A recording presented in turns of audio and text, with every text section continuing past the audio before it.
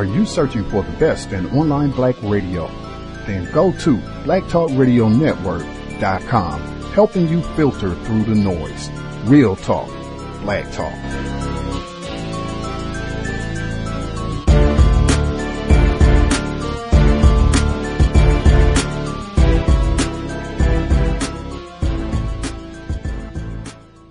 The internet is full of half-truths and all-out lies. We've all seen them, and many people on social media complaining about it.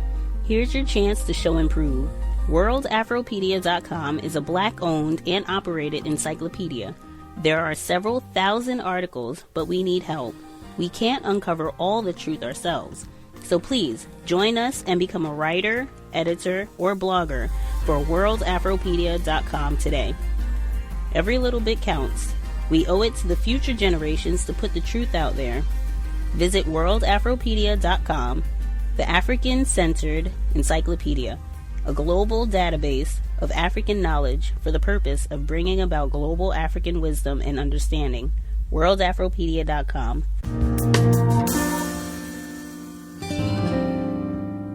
Black babies cost less. Look at the education of kids, even kids at preschool age, and you see an achievement gap. Kids who differ by race or by economic status also differ in what they learn. Yet it seems possible to close that learning gap by following 5 basic principles. And that number, 5, is the starting point for our latest installment of Take a Number. NPR's Alyssa Nedworny reports from Boston. Here in this basement room in a church in Dorchester, a group of teen moms are focusing on number 3 on that list. Count, group, and compare with your child. It's basically math for babies. Probably thinking math with these little guys? Like, they're not even writing. They don't even know how to talk. I know. Tara Register is the group leader and insists babies love numbers and counting. She explains you can just use sentences that compare things. That's math vocabulary. Like saying, oh, look, Grandpa's tall, but Grandma's short. The new parents nod their heads and imagine how they'll do it. A mom named Brianna says she'll try and point things out when she gets home. I have 2 lotion bottles, or you have 3 toys in your crib, or stuff like that. Because these moms are teenagers, we're not using their last names to protect their privacy. Another teen named Celeste offers her suggestion. On his plaything, it has 1, 2, 3. She'll count those out, maybe even hold up her fingers while she's doing it. Register picks up Brianna's baby, LJ. She bounces him as she motions to his head and the developing brain inside. You can't imagine how much of a sponge this is right here. We can have some engineers and some math geniuses right here in this room, right? So how did this lesson from a Harvard economist get into this church in Dorchester? Ron Ferguson came up with the idea. He's one of the leading experts who studies the achievement gap. And he's found there are differences in learning when you compare kids by race and socioeconomic status, by age 2. Kids aren't even halfway to kindergarten, and they're already way behind their peers. This comes despite the fact there's actually a whole bunch of research on what caregivers can do to encourage brain development. The things that we need to do with infants and toddlers are not things that cost a lot of money.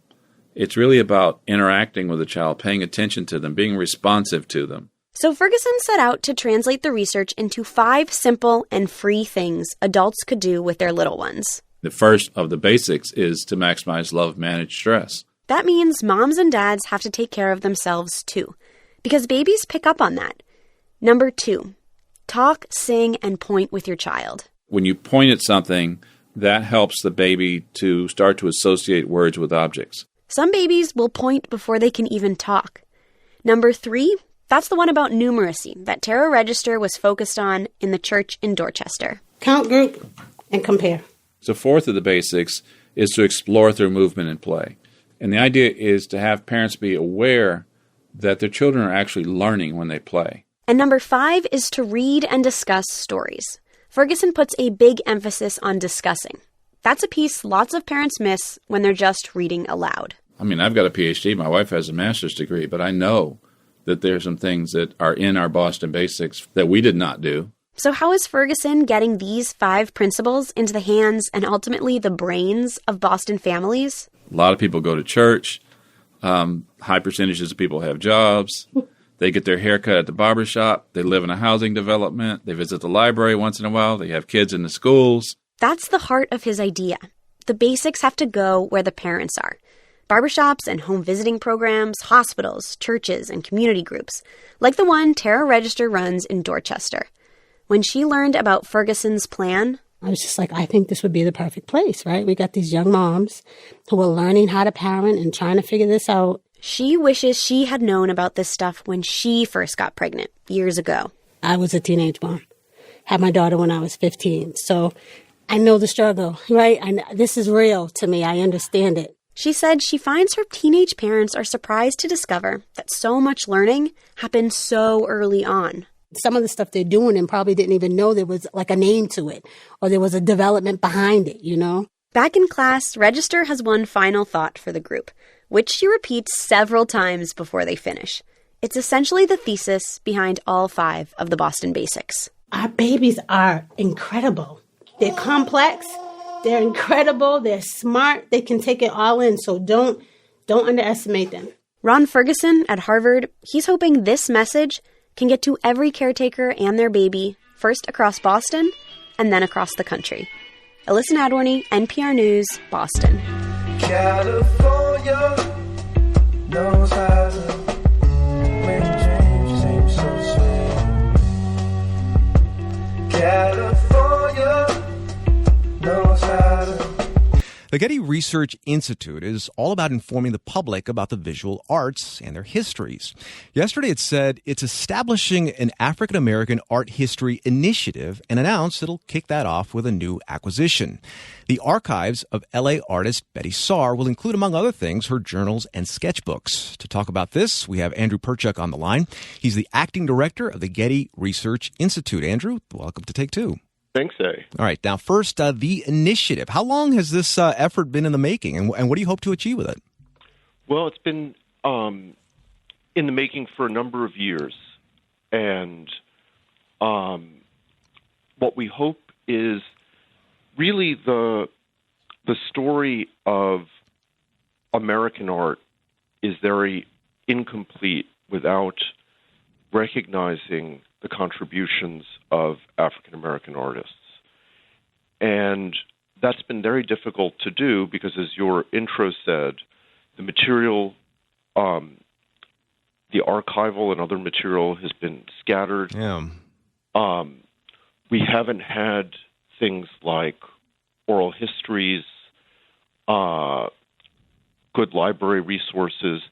So that's what we're really trying to do, is pull that all together to make this history accessible, both not only to scholars, but to the public in general. Is it fair to say you kind of want to try and put it all in one place as much as you can? Well, that one place, though, will be online. Okay. Because I think a very important part of this is we don't want people to have to come up to the Hill at the Getty to access this history. We want them to be able to do it in their communities, which is why we're partnering with places locally like Art and Practice in the California African American Museum, and nationally with organizations like the Studio Museum in Harlem and Spelman College. So collectively, we're going to put these resources together, digitize them, put them online, and make them available to anyone who wants them. We're talking about the African American Art History Initiative that the Getty Research Institute is trying to pull together. And we have Andrew Perchuk on the line. He's the acting director of the Getty Research Institute. Andrew, why is this important for Los Angeles? Well, Los Angeles has been home to a thriving African American art community, certainly since World War II, if not before. And yet, much of that happened in places like the Brockman Gallery, like Gallery 32, places that didn't have any resources to preserve their history. And, it's really been done by the artists themselves with some help from some enterprising scholars and curators. But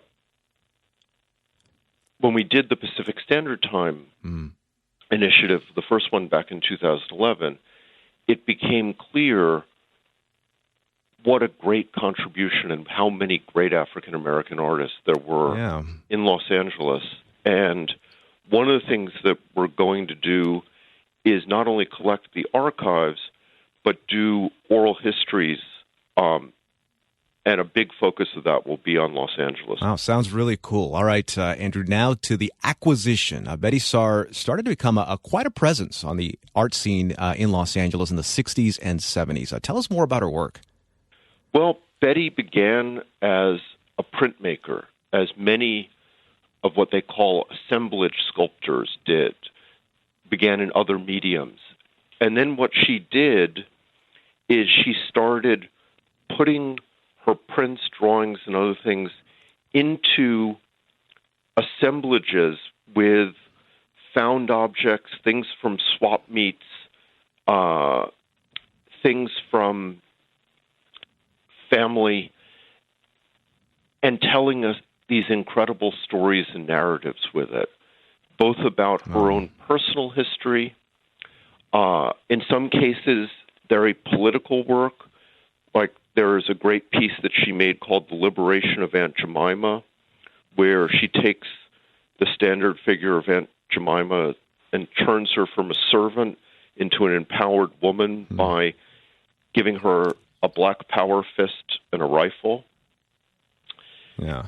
But she's also very interested in spirituality, in ritual. One of her great recent pieces, which is this incredible installation called Red Time, I think really sums up she's a great choice to start with, Andrew. She's a great choice to start with. And I want to really quickly ask you about the archives itself, since she herself mentioned in the announcement that she'd been saving all these things since she was a little kid in the Depression. So really quickly, describe what the Institute will be acquiring from her archives. Well, Betty has kept everything from her childhood drawings and family albums, which date into the 20s right to the present. But the heart of the archive are her work notebooks where you see her working out her ideas, moving, for instance, from wall work to environments that really surround the viewer. Her sketchbooks, and her drawings are just magnificently beautiful. And also what she calls her work ledgers. So the record of her work, where her exhibitions were, who bought them, all those things. Because as an African-American woman artist, she knew that no one else would be saving this information, so she had to do it herself. Andrew, that's awesome. I can't wait to see it all put together. Andrew Perchuk, Acting Director of the Getty Research Institute. Andrew, thank you very much. Thanks so much, A. And we've almost lost Detroit this time.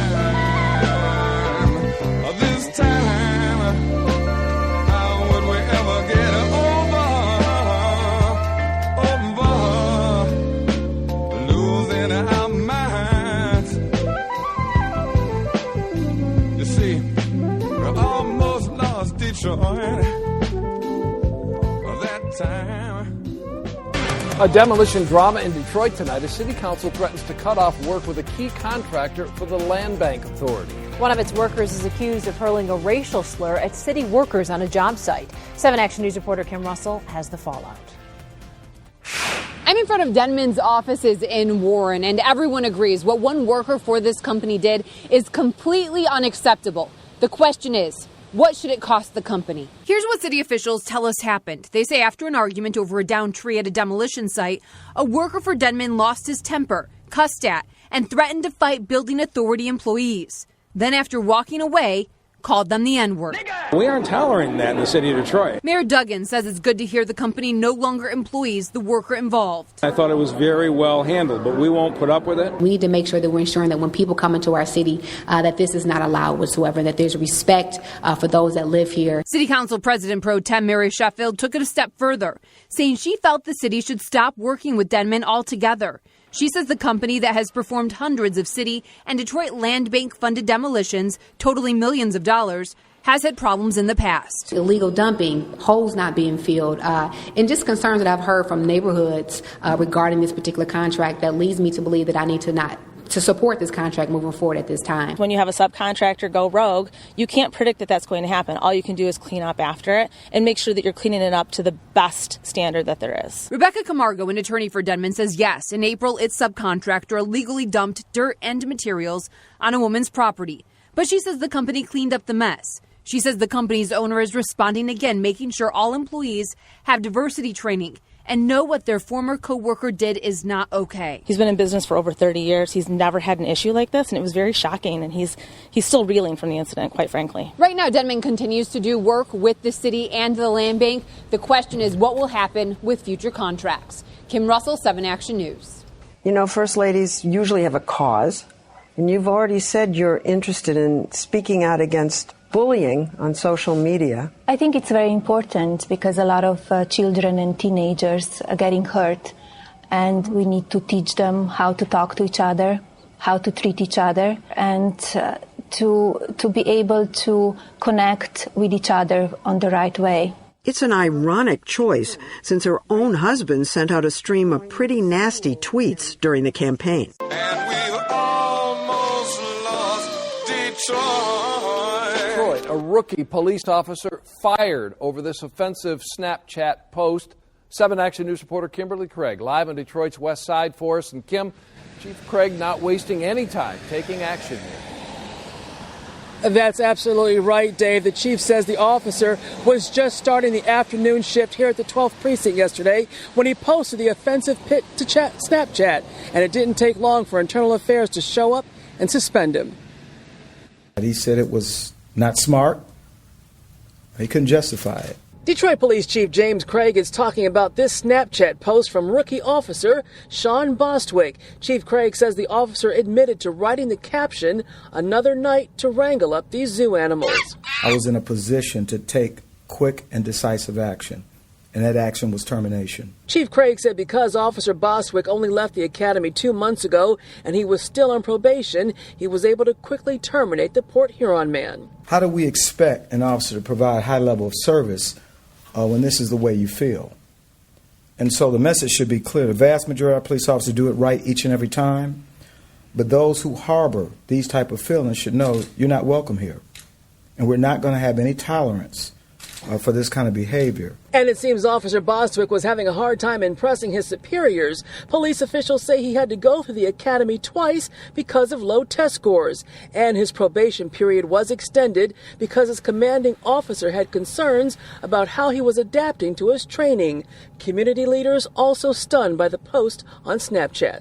I was furious, and the idea that a police officer would refer to the citizens that he is hired to protect as zoo animals, I'm furious. I commend the chief of dealing with it right off the top in terms of taking those strong steps that we didn't have to get involved. It's been resolved. But we also want to make sure that we send a message to the rest of all. We're not going to tolerate this type of behavior. This will be his last day on our payroll, and tomorrow he will be off the payroll. And we've been unable to reach Officer Bostwick for comment, but I did speak to a relative of his who says that he is not a racist. I am not prejudiced. They say Sean Bostwick is a born-again Christian. I love Jesus. Who was proud to be a Detroit police officer. Reporting live on the city's west side, Kimberly Craig, 7 Action News. I've been to the Windy City. Oprah, December 97. Thought it'd be her Christmas show, you know, the one with all the free swag. Mm-hmm. No, race. She traipses out a bunch of colored folks mad over what I still couldn't tell you. Police, I think. Walk a mile in my Crocs, I say. Defense attorneys in Chicago began making their case today in the trial of a white police officer accused of murdering an African-American teenager in 2014. 4 years after the shooting, the trial and case have taken on huge importance in Chicago, a city already grappling with excessive gun violence and far too many homicides. As Amna Nawaz tells us, two parts of the story have particularly stood out. The policeman fired 16 times, and many say the video of that night's shooting undercuts the credibility of the police. It's the first time in decades a Chicago police officer has been charged with murder in an on-duty shooting. Jason Van Dyke shot and killed Laquan McDonald, a black 17-year-old, in October of 2014. Van Dyke has pleaded not guilty to 2 counts of first-degree murder and other charges. His defense team has said McDonald was threatening Van Dyke, who feared for his safety. An out-of-control individual who didn't care about anyone. Not citizens, not armed police officers, and not himself. Van Dyke and his partner were responding as backup to a 911 call on Chicago's South Side. The caller said someone, later identified as McDonald, was breaking car windows in a parking lot and had a knife.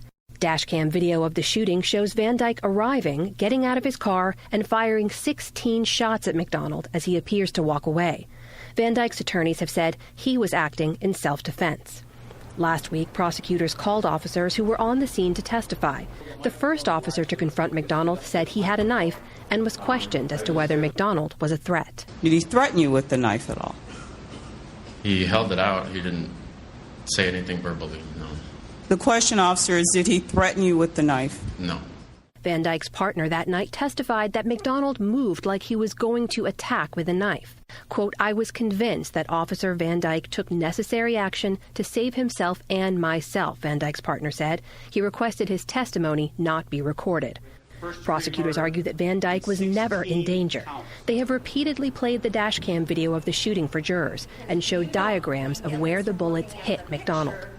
The defendant continues to pull the trigger of his gun over and over until he empties the entire clip of the gun.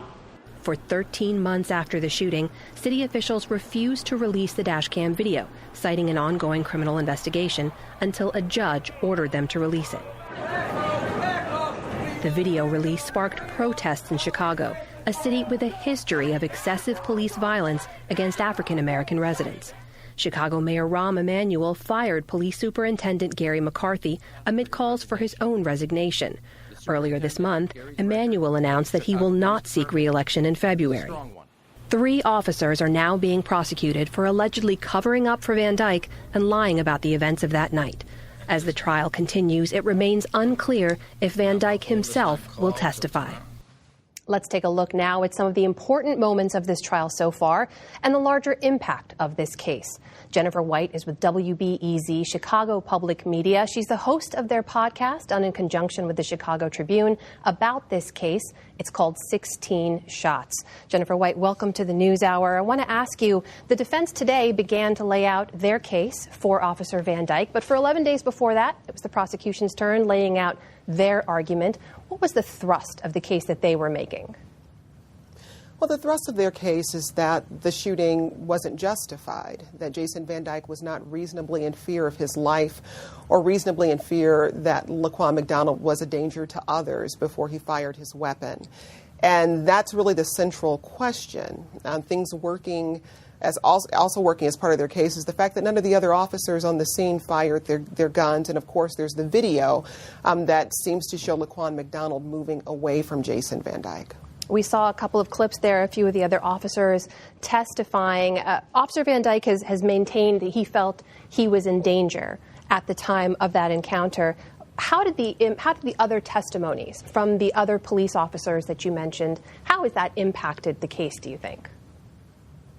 Well, it's hard to say what jurors are taking in. Jason Van Dyke's partner that evening, of course, testified that he, too, felt Laquan McDonald was a danger. That officer, which is not evidence being given to the jury, is being charged in a separate case for conspiracy to cover up the truth of the shooting.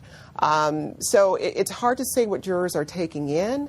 But what's clear is that officers who were on the scene that night seem to be holding a pretty strong line in support of Jason Van Dyke. Now, the other experts that were brought in, FBI experts, use of force experts, say that the shooting was not justified. They went through a process of showing how long it takes to fire 16 shots from the type of gun Jason Van Dyke was carrying that evening, and that it is a deliberate motion. You have to take time to fire each shot. So you have really two different law enforcement groups testifying against each other, and where the jury decides, we'll have to wait and see. And we take a step back here and note this trial was years in the making. A lot of people are paying very close attention to it. One official actually called this a watershed moment for the city. Do you agree with that? It's hard to call it a watershed moment because we're not through it yet. Right now, the city of Chicago is in the process of obtaining a consent decree that would reform the Chicago Police Department and be enforced by a federal judge. This feels like a story that's still very much in motion. I think once the verdict comes down, there will be a sense from people in the city that either justice was done or justice was not done, and depending upon where you stand, you'll have that sense. But it feels like the story is still very much in motion. The build-up to this moment was decades in the making. I don't think that a single moment is going to resolve the tension between CPD and Chicago's black communities. Well, towards that point, we're also having this conversation, and this trial is unfolding against a national backdrop, right, of a lot of other high-profile police shootings in which those officers were either acquitted or there were mistrials in several other states across the country. With the recent exceptions, of course, there was the Dallas case last week, right? I wonder how you think Chicago fits in to that larger picture. We're talking about a city where we mentioned earlier no Chicago police officer has been convicted of murder for an on-duty shooting since 1970. Is Chicago different in some way? I don't think Chicago is different. I do think that Chicago is in the spotlight right now, however. The current administration talks a lot about Chicago, and it talks a lot about gun violence in the city. And unfortunately, this binary has been created that police cannot police unless they're able to police freely. And then you have community members who are saying, no, police are accountable to us. And so the moment we're in right now, it feels like Chicago becomes a case study for whether or not police can effectively do their jobs, but also bear accountability to the communities they serve. That's all wrapped up in this verdict. It's all wrapped up in the consent decree. But as I said before, this story is playing out, and I think it's going to play out over the weeks and months and years to come. And just less than a minute left here. I want to ask you, of course, the trial continues. Are we going to hear from Officer Van Dyke himself? Is he expected to testify? We don't know. The defense hasn't said whether or not he'll take the stand. They have said they expect to call witnesses into next week, which is longer than many of us were expecting, but we'll see if that plays out. Whether or not Jason Van Dyke will take the stand, we'll have to wait and see. We'll wait and see. And, of course, you'll continue to follow it on your podcast. It's called 16 Shots. Jennifer White of WBEZ, thank you for your time. Thank you. And I don't give a fuck what Bill Cosby said, because the problem don't exist when Bill Cosby's dead. And I don't think the revelation from the supreme beings residing or hiding out in Bill Cosby's head. Today, justice was served. It's been a long time coming. It arrived when a convicted felon named William H. Cosby Jr. left the courtroom in handcuffs, headed off to state prison. This is The Takeaway. I'm Tanzina Vega. And on Tuesday, Bill Cosby, once known to millions as America's dad, was sentenced to 3 to 10 years in state prison for drugging and sexually assaulting a woman in his home in 2004. He was convicted of sexually assaulting one woman, Andrea Constand, even though we know that there are at least 60 others, probably hundreds more. But given the facts and the law that the judge had to work with, I think this was a fair sentence. That's Lisa Bloom, an attorney with the Bloom firm, representing Janice Dickinson, a former model and judge for America's Next Top Model.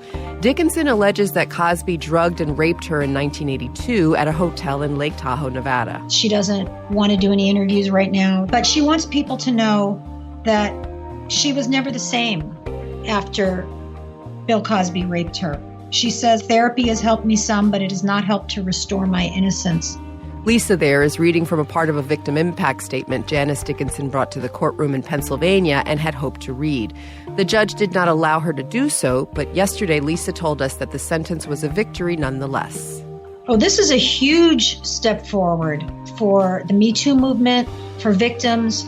I mean, let's not lose sight of that. 3 years ago, I don't think there's really anyone who thought that Bill Cosby could be convicted of felony sex crimes and go to prison. I mean, this was unthinkable. Well, today the unthinkable became a reality. Graham Boley was in the courtroom on Tuesday. He's an investigative reporter at the New York Times who's covered the Cosby case since 2014. This had been a long journey to get there since Mr. Cosby's arrest in 2015. We'd been through many prosecution and defense fights, and then we'd had the trial and the conviction in April, of course. And so this was sort of the final moment. The drama was building. The courtroom was packed over the 2 days. Many other women who have accused Mr. Cosby of sexual assault were in the room, as they have been throughout the trial.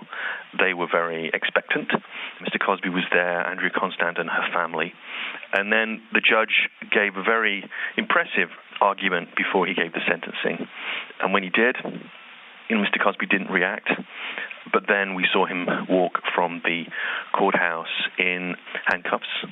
And that was quite a moment, I must say.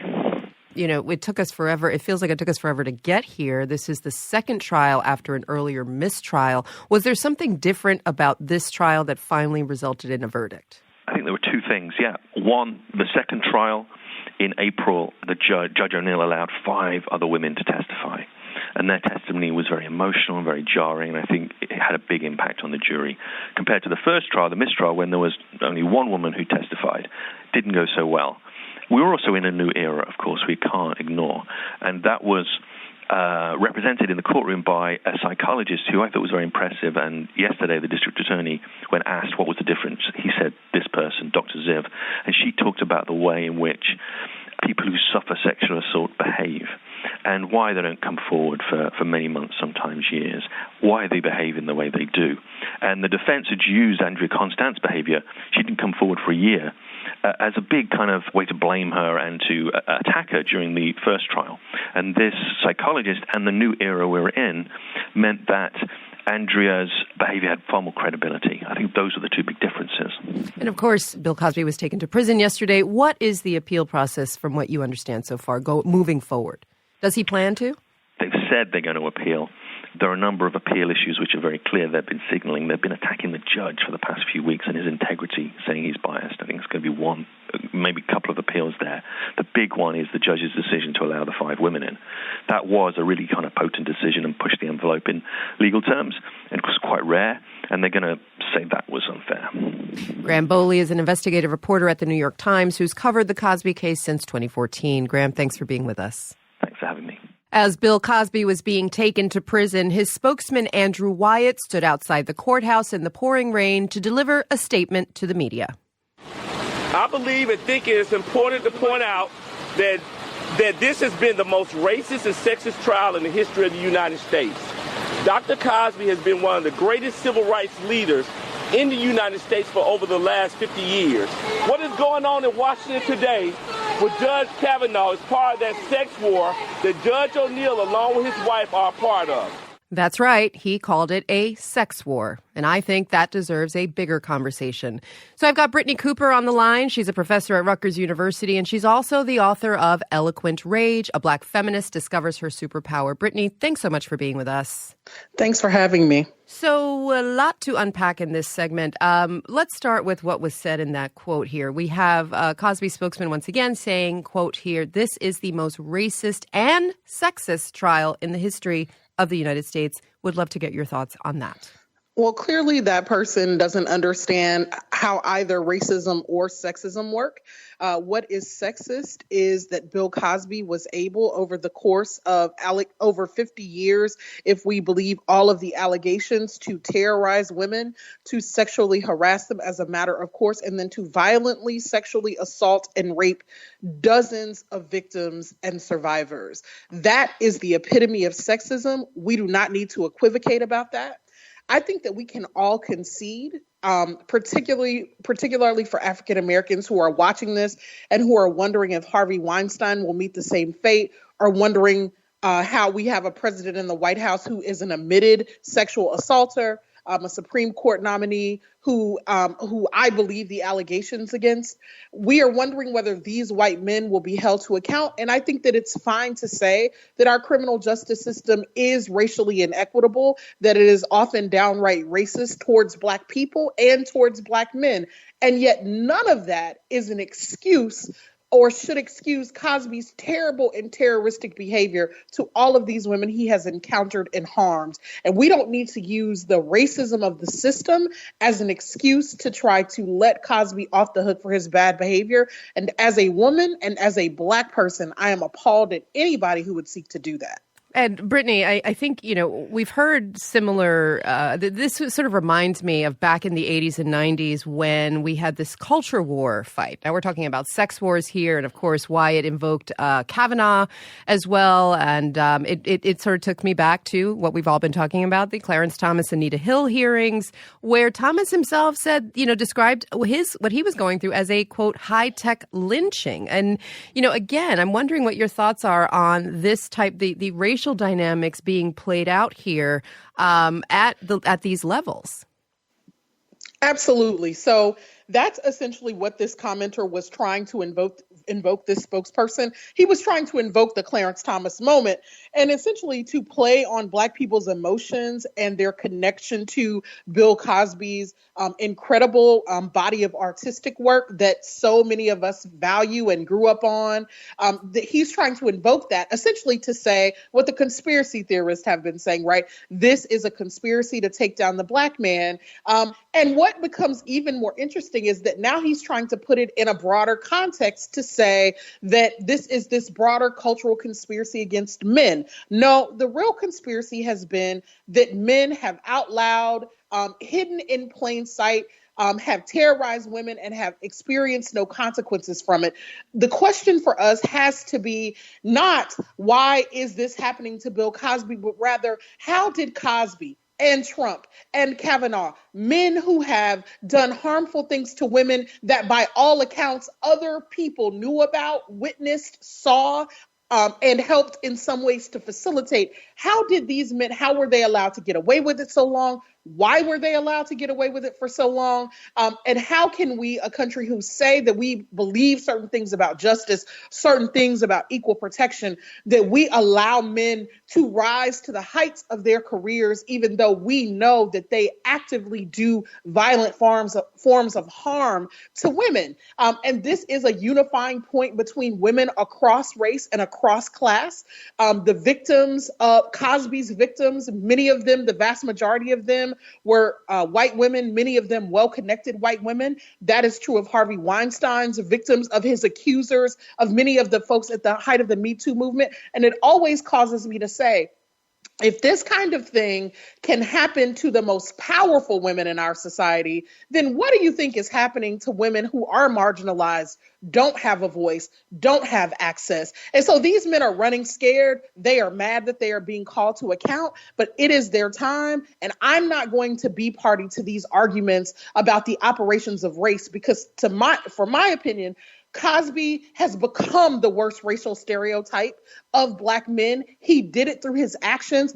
I think that he is an embarrassment to Black people, and he has had no racial loyalty to us. And so I don't understand why Black people or anybody else is going hard in the paint for him. He does not deserve it. Well, let's talk about that as well, because Bill Cosby has been, before this was not just considered America's dad in many ways, but, Jell-O pudding pops, et cetera, but he was also somebody who talked a lot about respectability politics, pull up your pants, don't go to prison. And it was really frustrating, I think, to a lot of folks in the Black community to hear that message over and over. Where does that fit into what we're seeing, into the narrative of Bill Cosby today, that whole idea of respectability politics?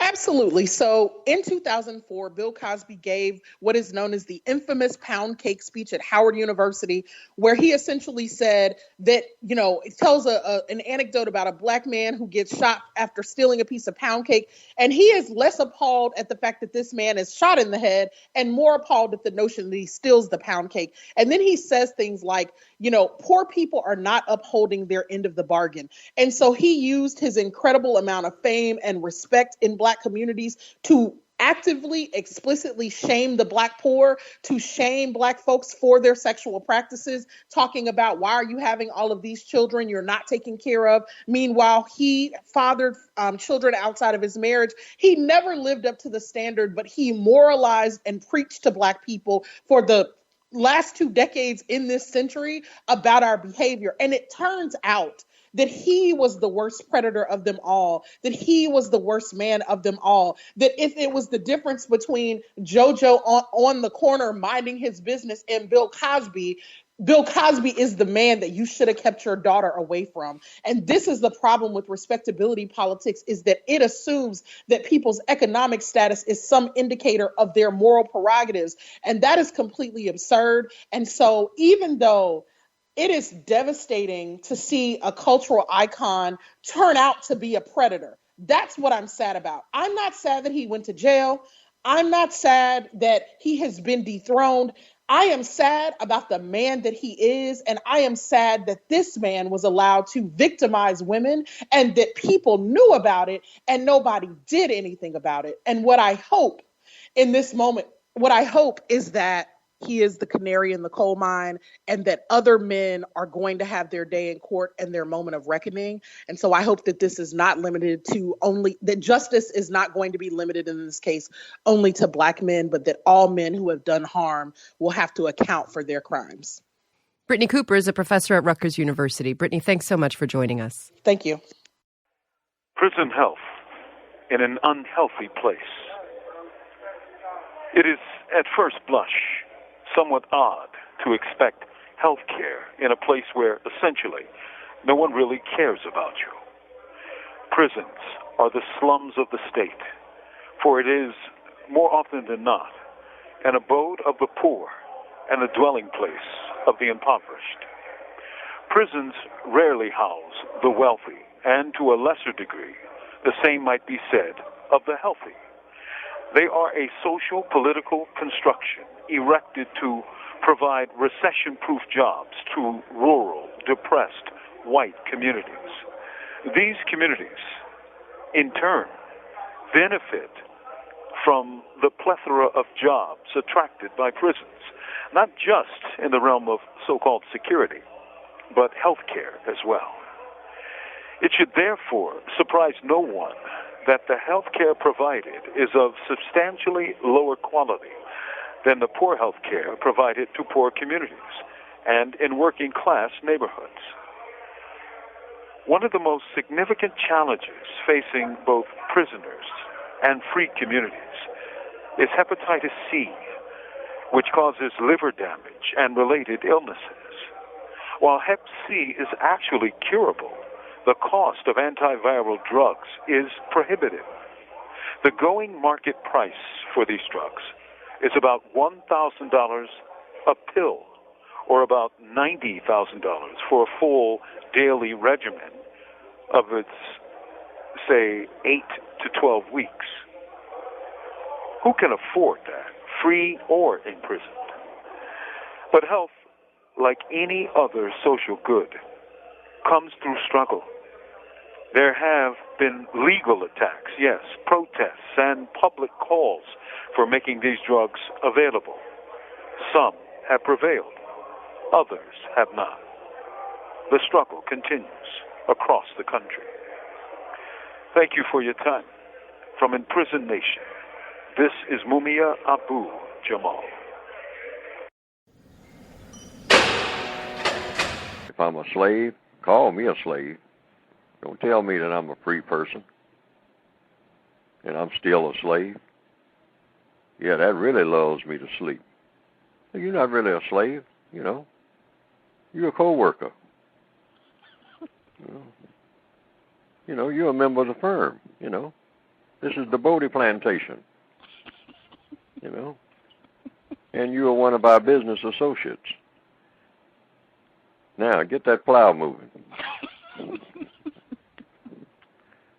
Now, boy, I'm really working out now. I mean, boy, the sweat is flying and whatnot, and I'm behind that mule and I'm grinning. I'm a business associate at the Bodie plantation. Man, I feel great. Get up, mule.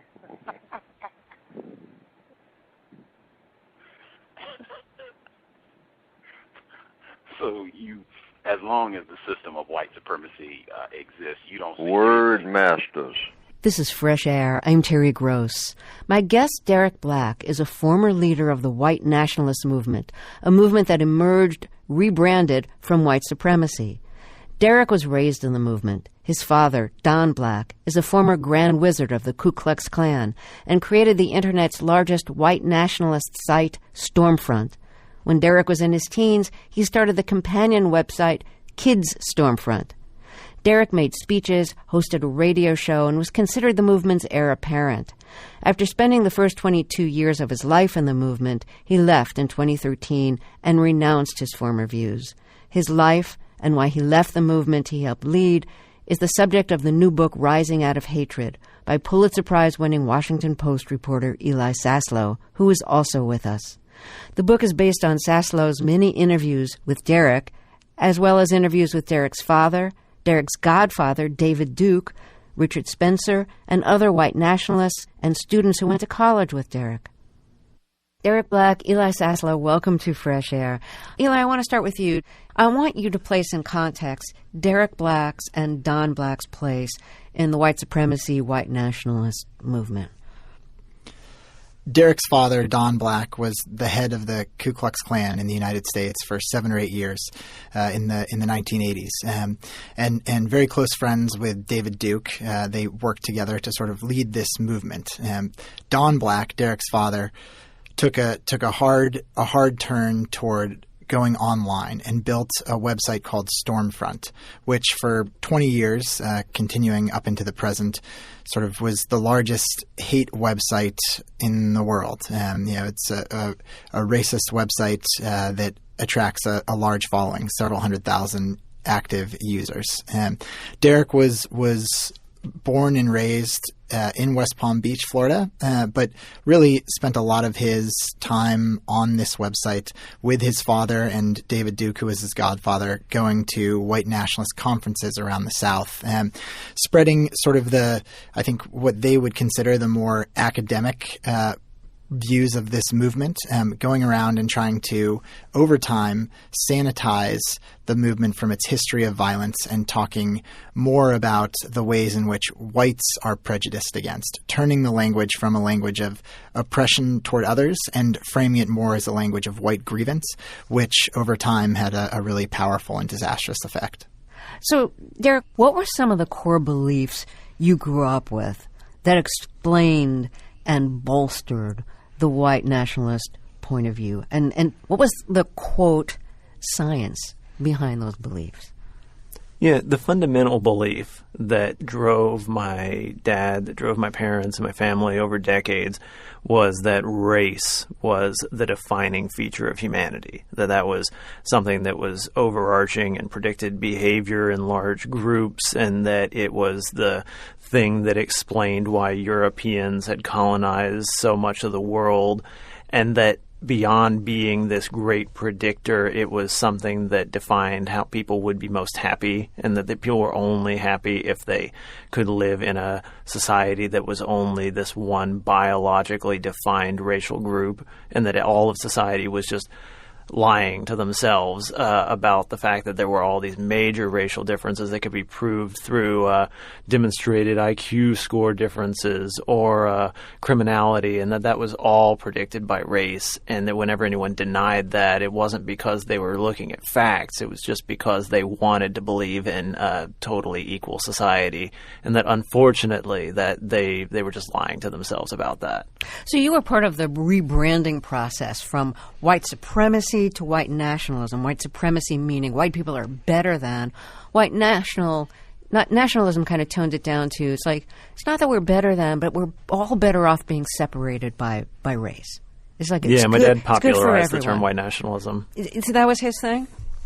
Yeah, he didn't invent it, but he was the main group that really popularized it, and one of the earliest ones to adopt it. And when he founded Stormfront and called it a white nationalist community, and he saw the distinction between white nationalism and white supremacy as being one that he didn't want anything bad for anyone else. He just wanted everybody to be forcibly put in different spaces, and that was not about superiority. It was just about the well-being of everybody, and that was what he thought was the difference there. And looking back on it, it's totally irrational how exactly you think you're going to forcibly separate everybody, and that's not supremacy.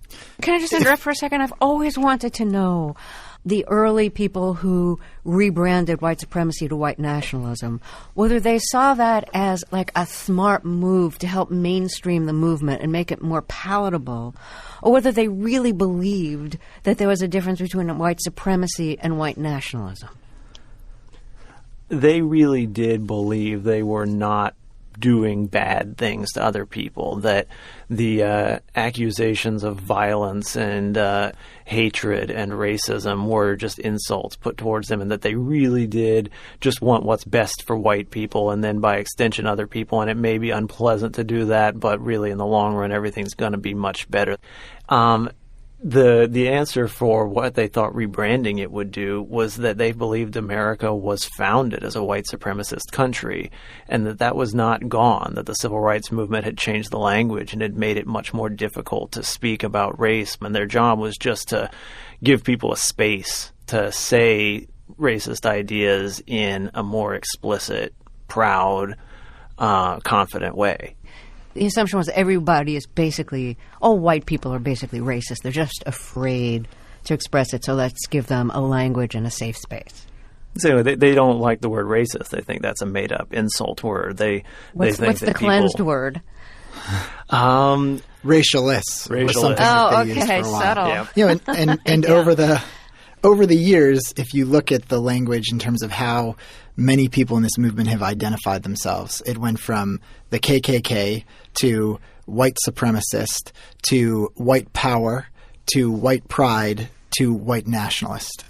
So every time becoming a little bit more subtle and a little bit more pernicious. I think the thing that's complicated now when we talk about white nationalist versus white supremacy is that white nationalism, I think, effectively identifies a movement of people who are actively pursuing an end cause of separating races into different homelands.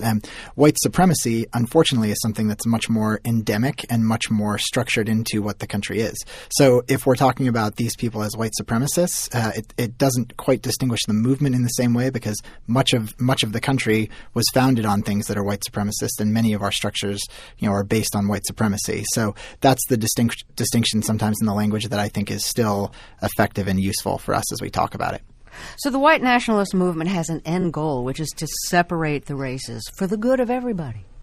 And your father actually tried to enact that goal by trying to plan an overthrow of the government and of the people of a small Caribbean island, Dominica, to create a white utopia there. He and some white nationalist buddies were armed. They were in their car with ammunition driving to the ship when they were stopped by law enforcement agents. And your father spent 3 years in prison. So he really deeply bought the idea that you could create this white nationalist utopia.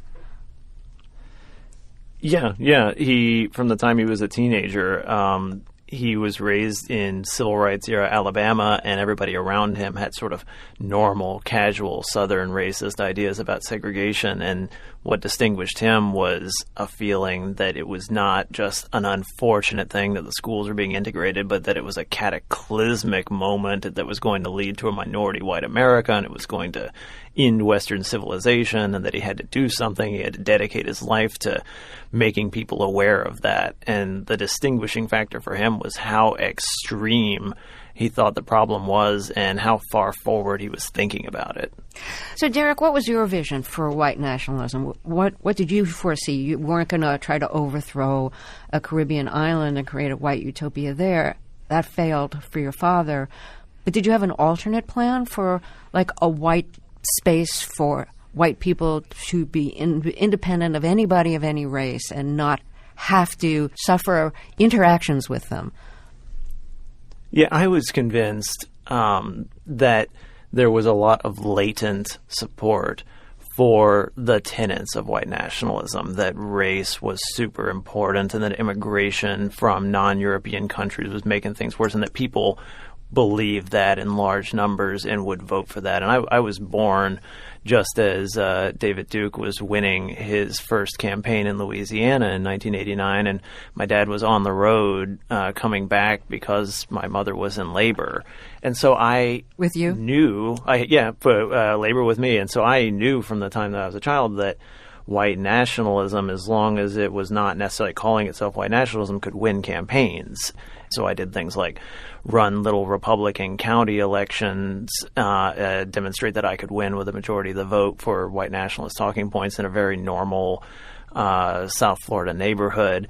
And I ran training sessions on how people could hone their message to try to get that audience, not freak people out and just tap into things like, don't you think all these Spanish signs on the highway are making everything worse? And don't you think political correctness is just not letting you talk about things that are real, and getting people to agree on that would be the way forward.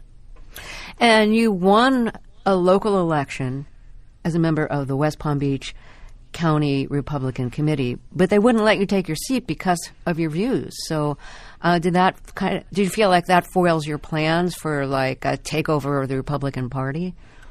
It foiled my plans for being on the administration of the Republican Party and its decision-making in Palm Beach County, but winning the election was always the real goal. It was just trying to prove that I could walk around and organize a campaign and go door to door and say everything that white nationalists believed, or at least 90% of it, without saying what the organization my dad ran was, and that I could win on that. The point was always to show that that could still work, and that in the same year that Barack Obama was running his campaign, was going to win the presidency, that was a good time to start advocating white nationalist talking points, that Barack Obama winning was a sign that white people would start voting more strongly on racist ideas, not less. Eli, put that into context for us. Was Derek like the only person then who was thinking that thought, that with Obama running for president and then becoming a president, this was like an opportunity for white nationalists? I think a lot of white nationalists saw President Obama's election as a huge opportunity for their movement, because what white nationalists have done with dangerous effect is play to this factually incorrect sense of grievance that exists, unfortunately, in large parts of white America. Polls consistently show that 30 to 40% of white Americans believe that they experience more discrimination and more prejudice than people of color or than Jews, which is factually incorrect by every measure that we have. But by feeding that sense of grievance and by playing to these ideas of your country is being taken away, things are changing, this is turning into a place that you don't recognize, we don't need this kind of immigration, we don't want these signs in Spanish, that has a huge effect with a lot of voters. And it's what got Derek elected, and it's what has gotten other politicians elected in our country as well.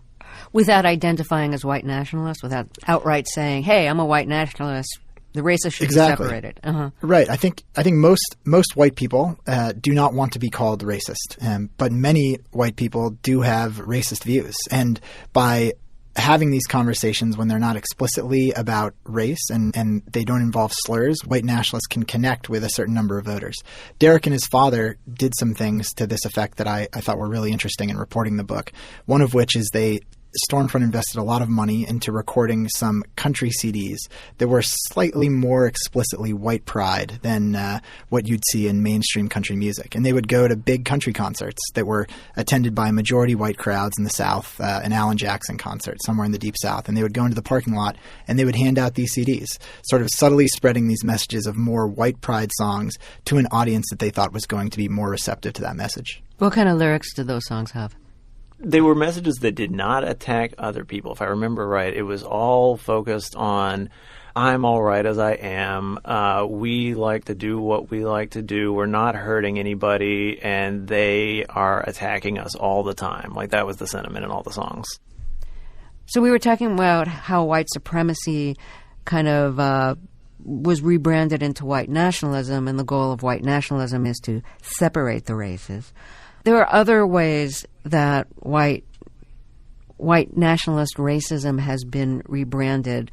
And Derek, I mean, among the things that I think you tried to do was take some of the violence out of the rhetoric. So can you talk about that a little bit? I think one of the most effective things that I and some people I was working with, a pretty small little group of people who I had met while doing internet radio, we would organize little teams that are apparently online hit squads that would go to any article that had anything to do with race and post some carefully done talking points.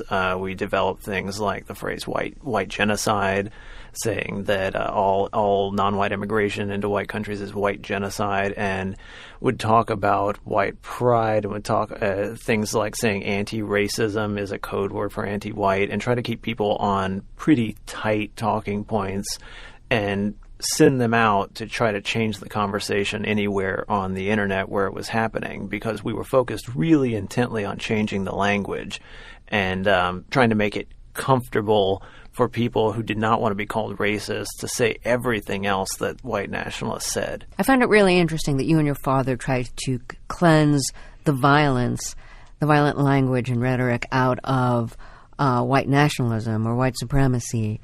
And yet, Derek, you were describing that you were trying to emphasize that immigration would lead to white genocide, that white people, these other guys coming in, they're going to kill all of us. That's really violent language. It's not about you committing the violence, but it's about all the other people who aren't white committing violence, committing murder, committing genocide against you. So it's still the language of violence. You just changed who the actors are.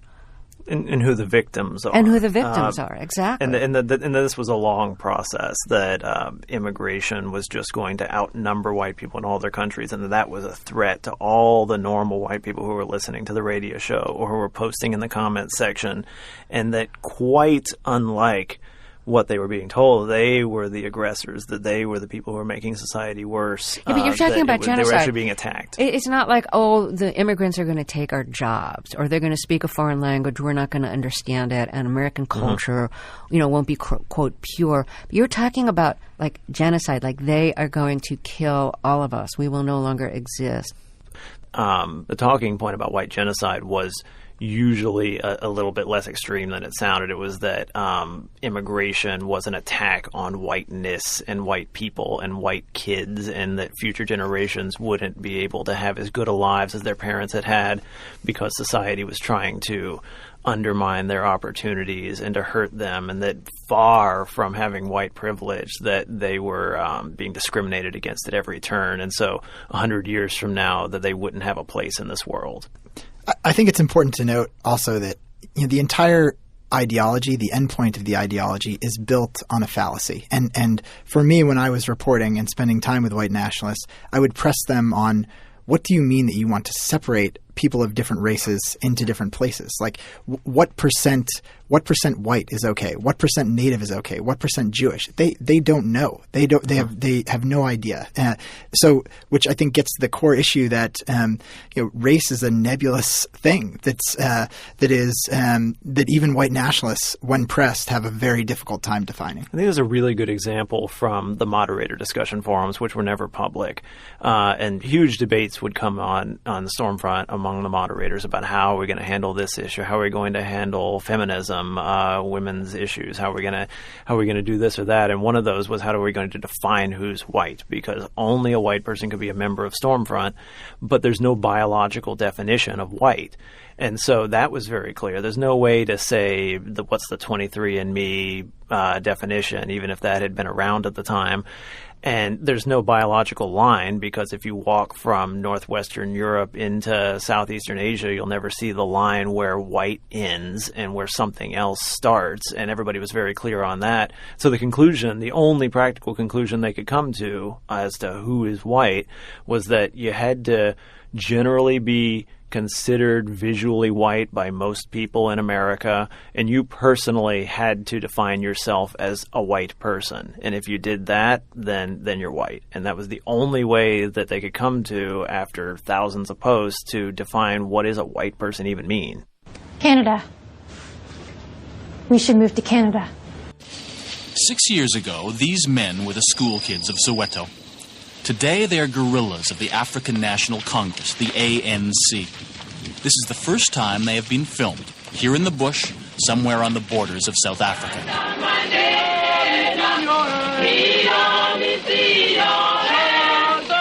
They sing of their leader, Nelson Mandela.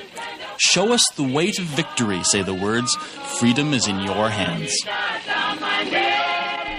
So my father was one of those ANC guerrillas who actually left quite early. So he left just before Nelson Mandela was sentenced to imprisonment on Robben Island, so in the early 1960s. And he went off to Russia and got military training there, and then came back to Tanzania, set up a military camp there, and did a lot of revolutionary things, and then found his way to Zambia, to Lusaka, which was the headquarters of the African National Congress in Exile. The African National Congress, or ANC, is one of the most storied political parties in the world. And for Sisonke Simang, it was in her blood, deeply woven into the fabric of her life. From Zambia to Kenya to here in Canada, Ms. Simang spent a childhood in exile until she finally returned to a free South Africa and an unexpected reckoning with the ANC and her country's history. Sisonke Simang is the author of Always Another Country, a memoir of exile and home. The ANC back then was this collection of deeply ambitious, idealistic, driven people. So it was a self-selected group of excellence, of intellectual excellence, of kind of bravery, of these people that I refer to in the book as the firsts, people who saw themselves as the first black nuclear physicist and the first black family to ever live in Norway. And, so this real collection of people who were intellectuals and who were champing at the bit for freedom. So it was a remarkably eclectic and cosmopolitan community to grow up in. When I was growing up, Nelson Mandela meant pretty much everything to us. He was very much the device in our lives that explained why we were moving from place to place. So, as parents who had to explain to us as kids, we've been here for a little while and now we're going to move again. The reason we had to keep on moving was because there was this guy on this place called Robben Island, and one day he would be free, and until he was, we couldn't go home. So everything in our life was explained by this guy on this island. And when he was free, we would be free. And that's exactly, remarkably, what happened. Sisonke Simang, where were you as a child when your father was one of the guerrillas? So by the time I was born, he wasn't actively doing that anymore. So very much part of underground ANC structures, but no longer seeing any kind of action. So when my sisters and I were born, my mom was an accountant. She was an accounting student and met my father in Lusaka. And he was part-time revolutioning, part-time studying, because there was this real lull in activities for many years. The regime cracked down on the ANC, so there was a quiet period in the 1970s before the Children of 76. And so we were really lucky that we got to spend quite a bit of time with my dad in that era. And given that your dad, as you said, was part-time guerrilla, part-time student, growing up in Zambia, what did you know about what your dad was fighting for? Everything, because we spent a lot of time overhearing and then participating in I guess, I mean, it sounds really strange to say it, but like revolutionary activities. So we were part of the Young Pioneers, and the Young Pioneers would meet every Sunday, and we would practice gumboot dancing, and we would learn, revolutionary songs. If there were opportunities to travel for the young people in the community, it would be to places like Cuba or to the Black Sea in Russia, because what was then the USSR was backing the ANC in those days. So it was very much a part of our lives, the idea of that we were fighting for non-racist, non-sexist. Like, I probably could have rattled that off by the age of 6 or 7. We are fighting for a non-racist, non-sexist, democratic South Africa. And so what were you told about South Africa? That it was a racist, that it was a country where black people were not free, where our parents had to leave in order to fight for freedom. It was a place where our hero Nelson Mandela, Walter Sisulu, Govan Mbeki and others had been sentenced to life in prison simply for daring to try to have dignity. I mean, that was very much part of the narrative of us growing up. It was clear what the fight was about. Oh, definitely. It wasn't something that we grew up to find out about later. We were raised understanding and knowing that this was the kind of fight for our lives that our parents were involved in. Your mom worked outside of the home. What did her brand of 1970s African feminism look like? So my mom wouldn't have called herself feminist. And actually everybody in the ANC community in which I grew up, all of the women were involved in some kind of labor outside the home. Many of the women who we hung out with were either senior figures in the ANC who went on to become ambassadors and all sorts of things, representatives of the ANC in different parts of the world. Some of them were involved in the military side of things. So I grew up with a very clear sense that women belong everywhere. And I remember that the 1980s was a time in Africa where it was called the Decade for African Women. And, there were slogans all over the place, a woman's place is in the revolution. That kind of message was very clear to me. So my mom wouldn't have called herself feminist, probably because she would have bucked against the label, the word.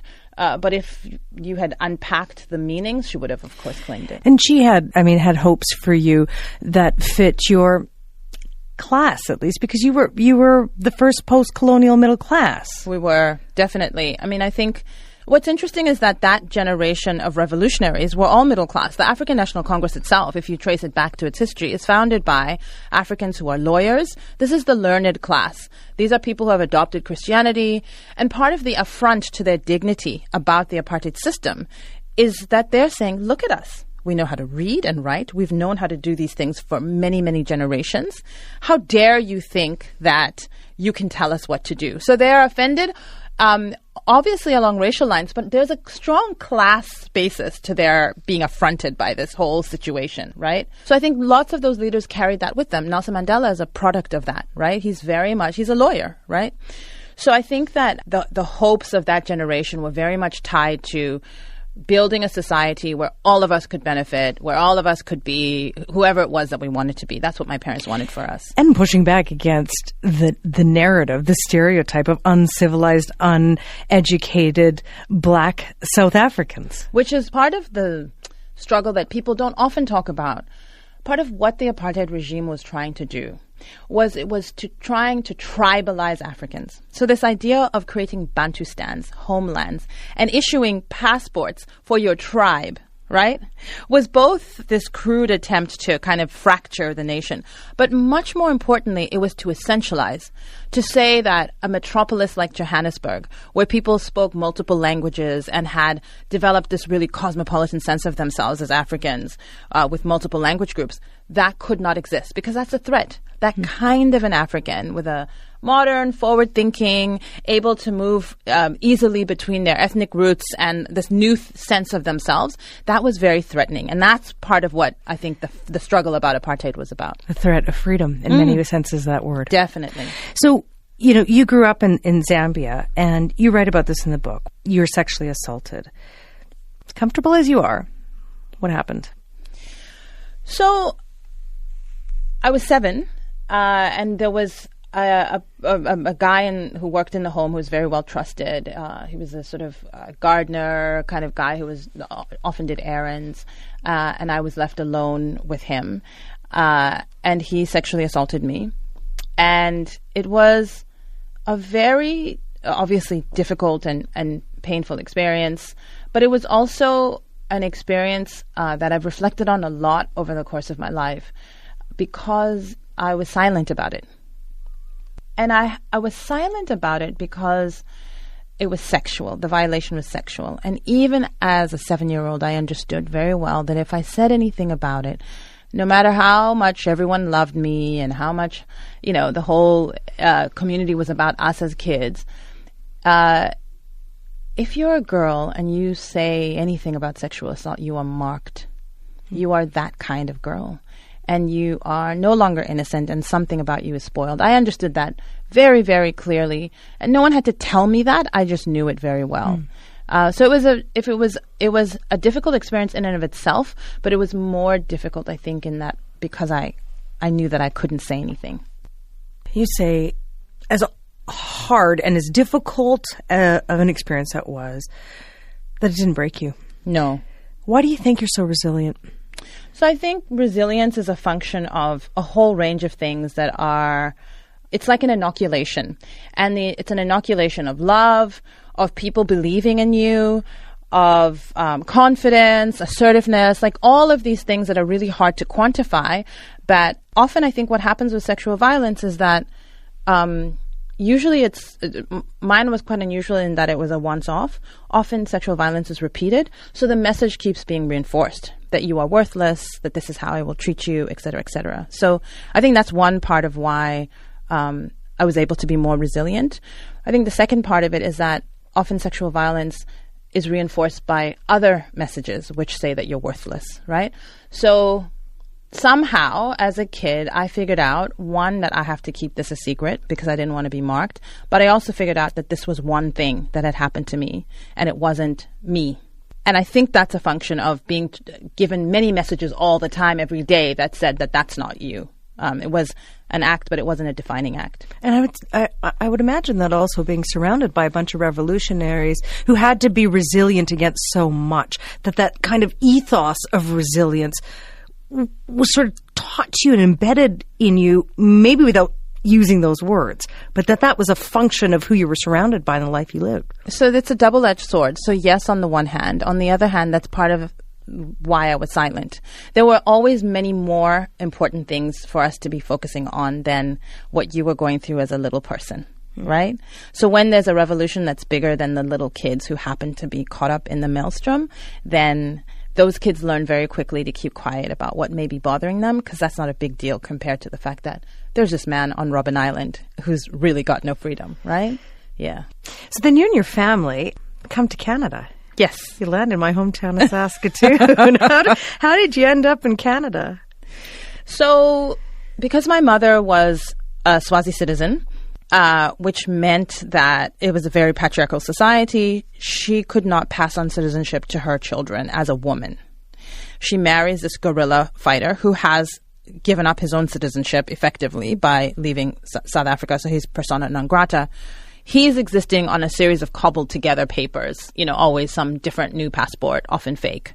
So there is no security of state for us. And my mother, in her infinite wisdom, by the time, I was about 10, says to her husband, like, dude, we need to secure something for these kids. They need to belong somewhere. And so Apply in Canada accepts us with its, really interesting generosity. I think Canada's generosity is a very complex thing. And so we went to my parents always tell this great story about going to the High Commission and asking, so where? So this is the days before Google. And so it's like 1984, It's 1984. And so they say, so where should we go? Like, we get the official thing saying, yes, you can come. Where should we go? And so the official at the embassy, looks at my parents and he says, well, you've got 3 girls and they're all under the age of 10. So you need to go to somewhere quiet and, family oriented. Go to Saskatoon, he says to these revolutionaries who have lived all over the world and are part of this, have the sense of themselves as being too big for themselves. And so off we go to Saskatoon. Uh-huh. which lasts about 6 weeks. And off we go to Ottawa. Off you go to the so big we settled city. in Ottawa, yeah. What was it like? As you say, we were Black South Africans landing in Canada in 1984. What were you seen as? Did you face racism? What was it like? We did face racism, but that, again, wasn't the defining feature, which is like kind of hard for me to say, given that the story that I tell, in the book want you to tell the story, yeah. is about racism, but Canadians are so nice. And so on the one hand, we really were welcomed. And I think there's no contradiction between understanding how racism functions and how welcomes function, right? That people can be hospitable and ignorant. Some people can be racist and other people cannot, right? So it's complicated. I do want to ask you about the racist incident that you referred to in the book, one of them, because for any person of color, you remember the littlest transgressions to the biggest ones. They stay with you. They stay with you. Yeah. I want you to tell the story about, you were called a monkey. Yeah. It's important to tell the story, and as you explain it, we'll know why. Yeah. So we've just moved to Ottawa, and it's the first, I think it was actually the first week of school. And we were playing on the playground, and this boy, we were on the monkey bars, and smart boy, he says, look at that African monkey. And he starts making the noises that a monkey makes. And everyone else on the playground joins in and starts laughing and sort of making the noises. And it was very humiliating. I was 10, and I burst into tears, and off I go and get home and tell my mom, and I'm crying. And, she comforts me, and my father gets home from work, and we tell him the story. And my dad's response, classic, is, so what did you do? And I said, I cried. And he said, why did you cry? What kind of a coward child am I raising? Right? This is the revolutionary. And so my mom intervenes. She's like, she's a child, this was hard. Like this, she is not the problem here. So we have this whole discussion. And in the morning, he takes me to school. So this is mortifying to me as a 10-year-old. I want nothing more than to be swallowed up by the earth. And we go and we have a chat with the principal. So we sit in the principal's office, and my father tells him what happened the day before. And the principal is very kind and nice and says, I'm sorry that happened. And so my father is like, so we need an apology. And the veneer of niceness stops when you demand accountability, right? And so the principal is kind of surprised, like, oh, well, I mean, this is Canada, and there's very few of you guys, and so this is kind of going to happen, And my father is like, absolutely not. This is not going to happen. I did not come to this country. I did not leave South Africa to fight for freedom for my child, for this to happen to my child. So that's not okay. Under your watch or anybody's, it's not okay to be in a public school system where this happens. And so what's your takeaway from that? I mean, what was important about the story is that we went to the classroom and the kids collectively apologized because my father insisted on it. And so everyone sort of in the class, in the sing-songy voice, sort of says, sorry, Sisanke. Sorry. What was important for me was that I saw in action, being role modeled by my own father, that when you are the subject of racism, you have agency, number one. Secondly, that racism is the problem of the racist, not the person who suffers the racism, right? So it was a very clear lesson in accountability. It was a very clear lesson that I should not own the problem. And one of the connections that I hadn't made, that readers have made since I published this book, was that when I was sexually assaulted, I owned the problem because women continue to own the shame of sexual violation. And when I was racially abused, I knew, because of my upbringing, that it wasn't my problem. So I was initially humiliated, but I knew enough that I could tell my parents and that they would help me. So there's still this gap between racial abuse and sexual abuse that, we need to think about. Like, why was it that this kid knew without anyone telling her that on this one she has to be silent and on that one she can seek help? It's interesting talking to you because your blackness in different contexts means different things for you, and you're discovering along the way different things about yourself, different things about the various societies that you live in. You go to college in the United States, yeah? So what was your experience of being black in America like? America teaches you so many things because its history of anti-black racism is so intense. If you are black in America, you are anonymous. So often people would like stand in front of me in a queue as if I didn't exist. You're tracked immediately as soon as you walk into a shop. So you become this criminalized person, and it has absolutely nothing to do with you. Like, it's so not personal. And this is the thing about racism. It's not personal, right? The person enacting the racism doesn't care whatsoever about your individuality. So that erasure of yourself is so confronting, so difficult to grapple with, which is why my approach to racism has been to take solace in the fact that it has nothing to do with me, right? Because if I allow it to erase my humanity, then the racist wins. And I'm saying that their racism is correct. If I simply recognize that the act of racism is an act of erasing my individuality, then that's the racist problem. I refuse to own the racist problem, right? So America teaches me many of those kinds of lessons because you have to navigate it. Context of White Supremacy.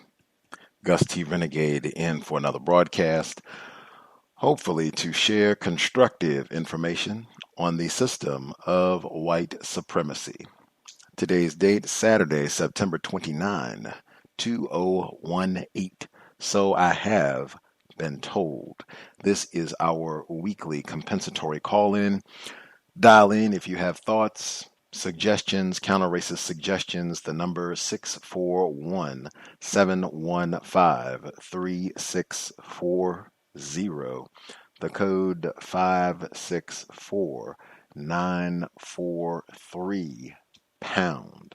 Press star 61 if you would like to participate.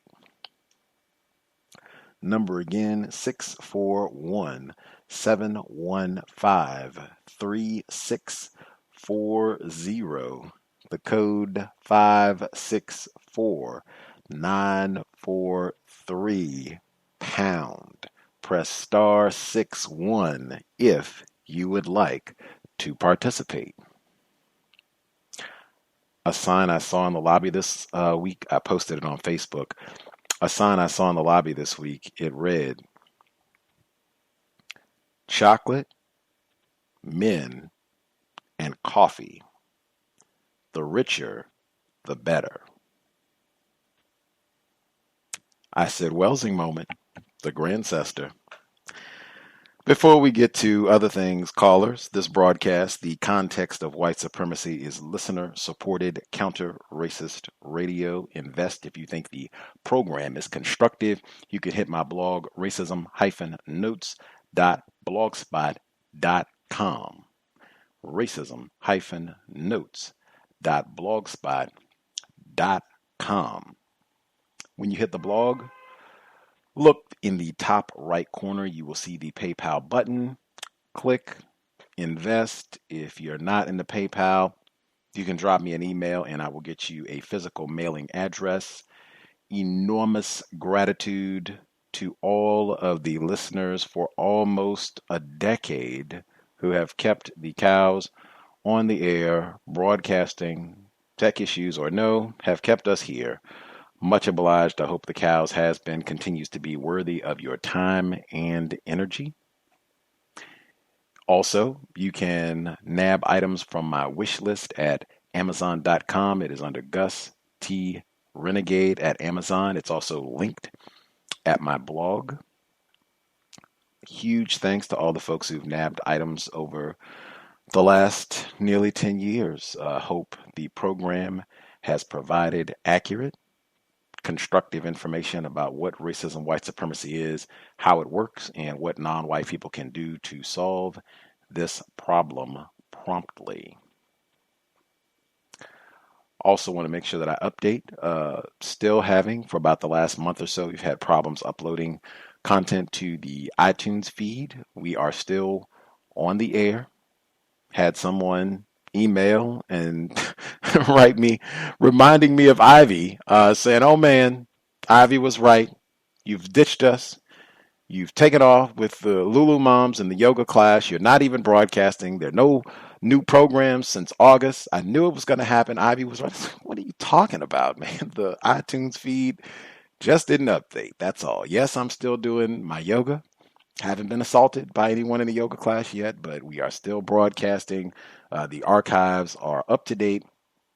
Black Talk Radio Network, SoundCloud, YouTube, courtesy of Mr. Fox across the pond, Google Play, lots of different outlets for all of the current content you can access. Feel free to drop an email.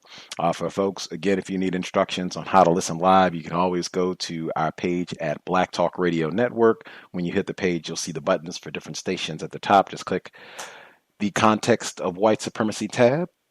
There's a play button right there. Content will play. You can hear the live program or archived content. You can also listen live at tunein.com.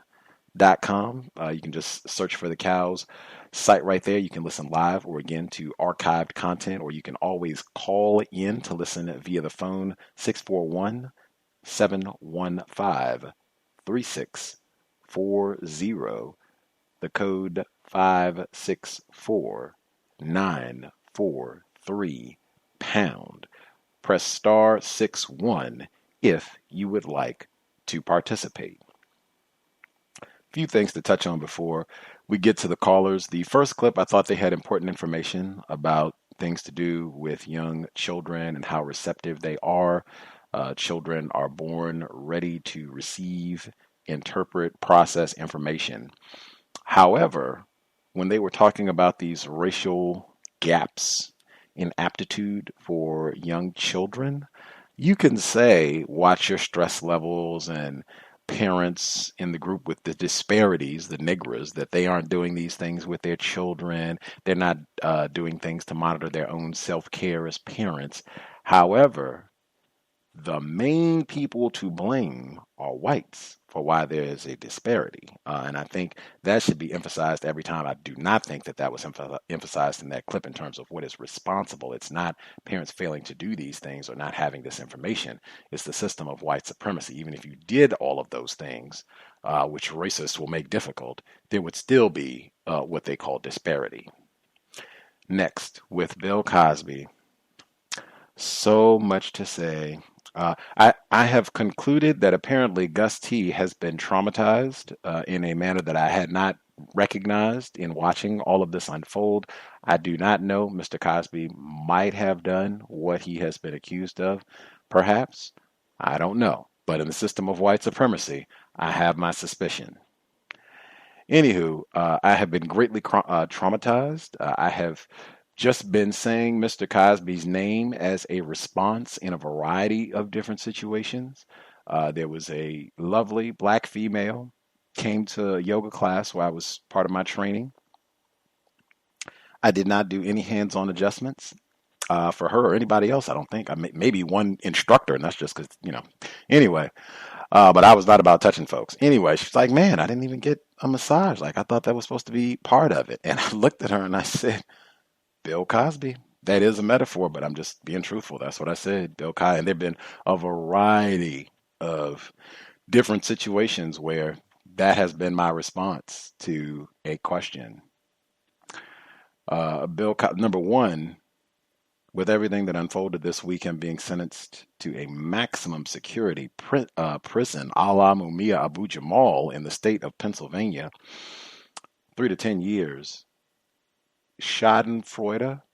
Man, there was a sound clip 2 weeks ago. I didn't play it. It was about the term Schadenfreude, and it was about whites did a study that showed that people experience glee seeing their rivals suffer or in anguish. That's what the whole concept of Schadenfreude is about. We talked about this with Hurricane Katrina and Ray Nagin, former mayor of New Orleans, and it was whites were gloating over him going to prison. Oh man.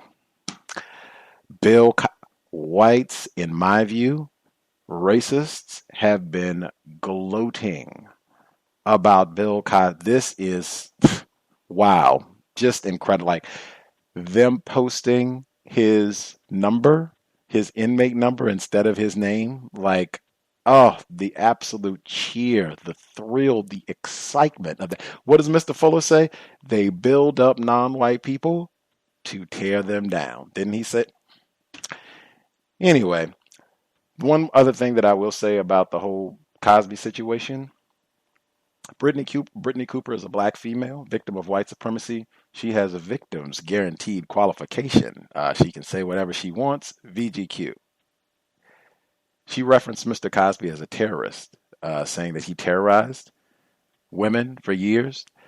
They don't even call Stephen Paddock, the white man who shot up all those people in Las Vegas a year ago, they don't even call him a terrorist. Red in Nevada, you can correct me if I'm, just flapping my mouth in error. They don't even call him a terrorist. Think of the numbers of whites who go out and stomp and kill and rape and pillage black people. They don't even call Jerry Sandusky a terrorist. But Bill Cosby is a terrorist. We have to grapple with whites just about identifying whites as terrorists. Anders Breivik, they didn't even call him a terrorist. Remember when he shot up all those people in Norway, 2011? Next, workplace racism. I could not wait for Thursday. I think this is workplace racism. I guess you could just say that this is this is Gus T chatting aimlessly about yoga again, which it could be. But I think this also easily could have been our Thursday, 8 p.m. Eastern, 5 p.m. Pacific workplace racism. I took a yoga class yesterday morning, black male instructor. That is a rarity. Do not have very many black male instructors. I have not had very many black male instructors. And incidentally, my experience with non-white instructors, all of them, black or no, all of the non-white yoga instructors that I have had, for the with very few exceptions, and this has unfortunately been corroborated by other victims of racism, the vast majority of non-white instructors that I've had in this area are so white identified, it makes absolutely no difference to me whether or not I have a white instructor or a non-white instructor. So I do not get excited or, oh, there's going to be a black instructor. I do not do that anymore at all. And at this point, I'm so much more competent. I'm an instructor myself. It really doesn't matter as much about the instructor. Anyway, so there's a black male instructor for the 6:15 a.m. class. I said something about that morning exercise. We're doing the class, which I didn't enjoy for a lot of other reasons. We get to the end. He was playing a lot of, popular black music. Lauryn Hill, I think, Lil Wayne, other people you would recognize if you listen to popular Negro tunes over the past 10 years. Negro artists born in this part of the world. So we get to the end, not true, Negro artists in general. So we get to the end of class, Shavasana. This is the part of class where you've done all of the rigorous exercising postures and you just lay down on your back and you get to rest. They turn the lights off and all that. Sometimes they come around and give you a massage. Gus T is no fan of that either. Gus is just about give a towel and just give a wave so you can get like a little fan action at the end, but I'm not about doing all that pawing at the end of class either. So we get to the end. He's playing Floetry's Say Yes. I don't know if you're familiar with that song or not. These folks actually were not born in the States. That's why I had to correct myself. But it's a non-white tandem. And this song is very sexual. Like there's like overt, explicit, unmistakable sexual sounds at the end of the song that go on for a while. I'm not saying that there's anything incorrect. I'm just saying that that's factual statement of what's in the song. For a yoga class, in a room at 6 feet, or at this point, by the time you get to the end, it's closer to 7, but still, it's still kind of dark outside now. It's, almost autumn, or it is autumn now, so it's kind of dark outside still. Dark room, you're playing that sort of song. The lights are off. You're going around touching people in a room of mostly white women. Wow. I was not comfortable. I just thought, wow, I felt like I need to say something, that this might not be a song that you want to play. And this, it's just so even if you weren't doing all the touching and all that, but just why would I play such a sexualized Bill Cosby? That was Bill Cosby. So this is what I'm thinking about in Shavasana. You're not supposed to be doing any serious thinking and world issues and politics. It's just supposed to be relax and enjoy. I'm thinking, wow, we should not be listening to this song. And oh man. So class ends. Of course, a white woman comes to him at the end of class. Oh, I love your playlist. Of course. I don't know this black male. We don't have a relationship. We hadn't talked. This is my first time taking his class. I don't have a rapport with him. And this is almost like a criticism to come and be like, are you interested in feedback? Maybe that's not a good song. So I'm thinking of how even to broach this. And the only thing I could keep coming back to was, did you see what happened to Bill Cosby this week? And again, I was like, I don't know if that, because I don't know this fella. I don't know him at all. I was thinking maybe I'll have to see if we can, chat. Maybe I'll see him again. We can talk and then I can raise this. But I mean, wow, I would not want to play that even if it was all black people, I wouldn't want to play anyway, maybe Gus T is just loony. Continuing. One more yoga story. Man. I'm going to, this is a metaphor, but I'm going to deconstruct the metaphor. So this is Gus T leaving the hand and showing the follow through, as they say. So that's a basketball metaphor. And what they mean when they say you show the hand, leave the follow through, you're just showing the mechanics of how you are a proper, consistently accurate shooter. You have proper mechanics with your form when you take your shot. That's what I'm doing. I'm just showing the mechanics of the counter-racist effort that was put in with Gus's counter-race or with the yoga training, where counter-racism was not forgotten. Counter-racism was used every time. So this is what happened, short, concise history of Gus T's yoga training, which started with a compensatory investment request live on this program. Admitted racist Anna Brown Griswold, spring of this year. I asked if she would pay for Gus T's teacher training, valued at, I think it's approximately a little bit less than $3,000, about $2,800 teacher training. She agreed. It took about a month. She followed through and paid for Gus T's teacher training in full. Unfortunately, I got a scholarship. Had I known she was going to be taking, care of this in full, I would not have wasted my time filling out the paperwork and doing all of that, and winning a scholarship would just lower the price that this white woman had to pay. Anywho, she pays in full. I go to teacher training. I said I'm going to enjoy. I'm going to do my counter-racism work as we go through teacher training. I wore my counter-racist t-shirt often. I frequently didn't wear a shirt at all because this was heated yoga. So frequently I didn't even wear a shirt to teacher training. But the times that I did wear a shirt, I had on my please, respect, and or treat me like I am a white person. I wore that shirt all the time when I wore a shirt to class.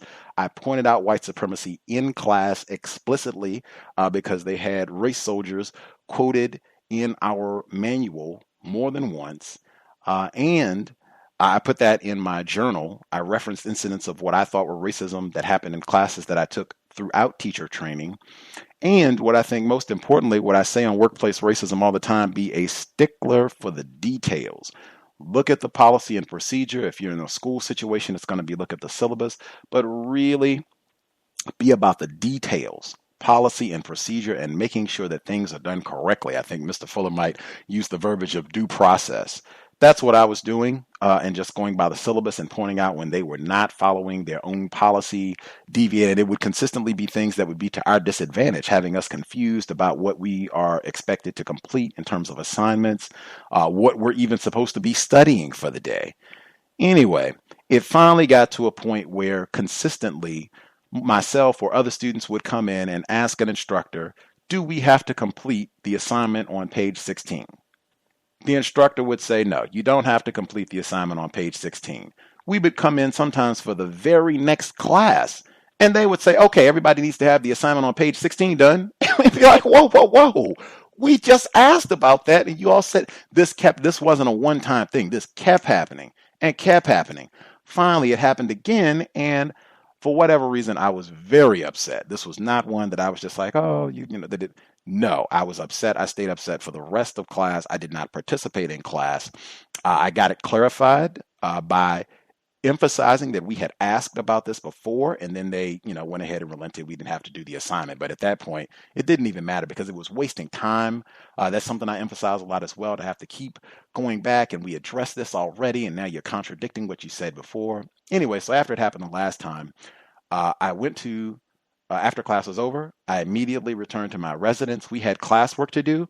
I didn't do that. I immediately looked online to get the name, contact information of the owner of the yoga studio, emailed them immediately.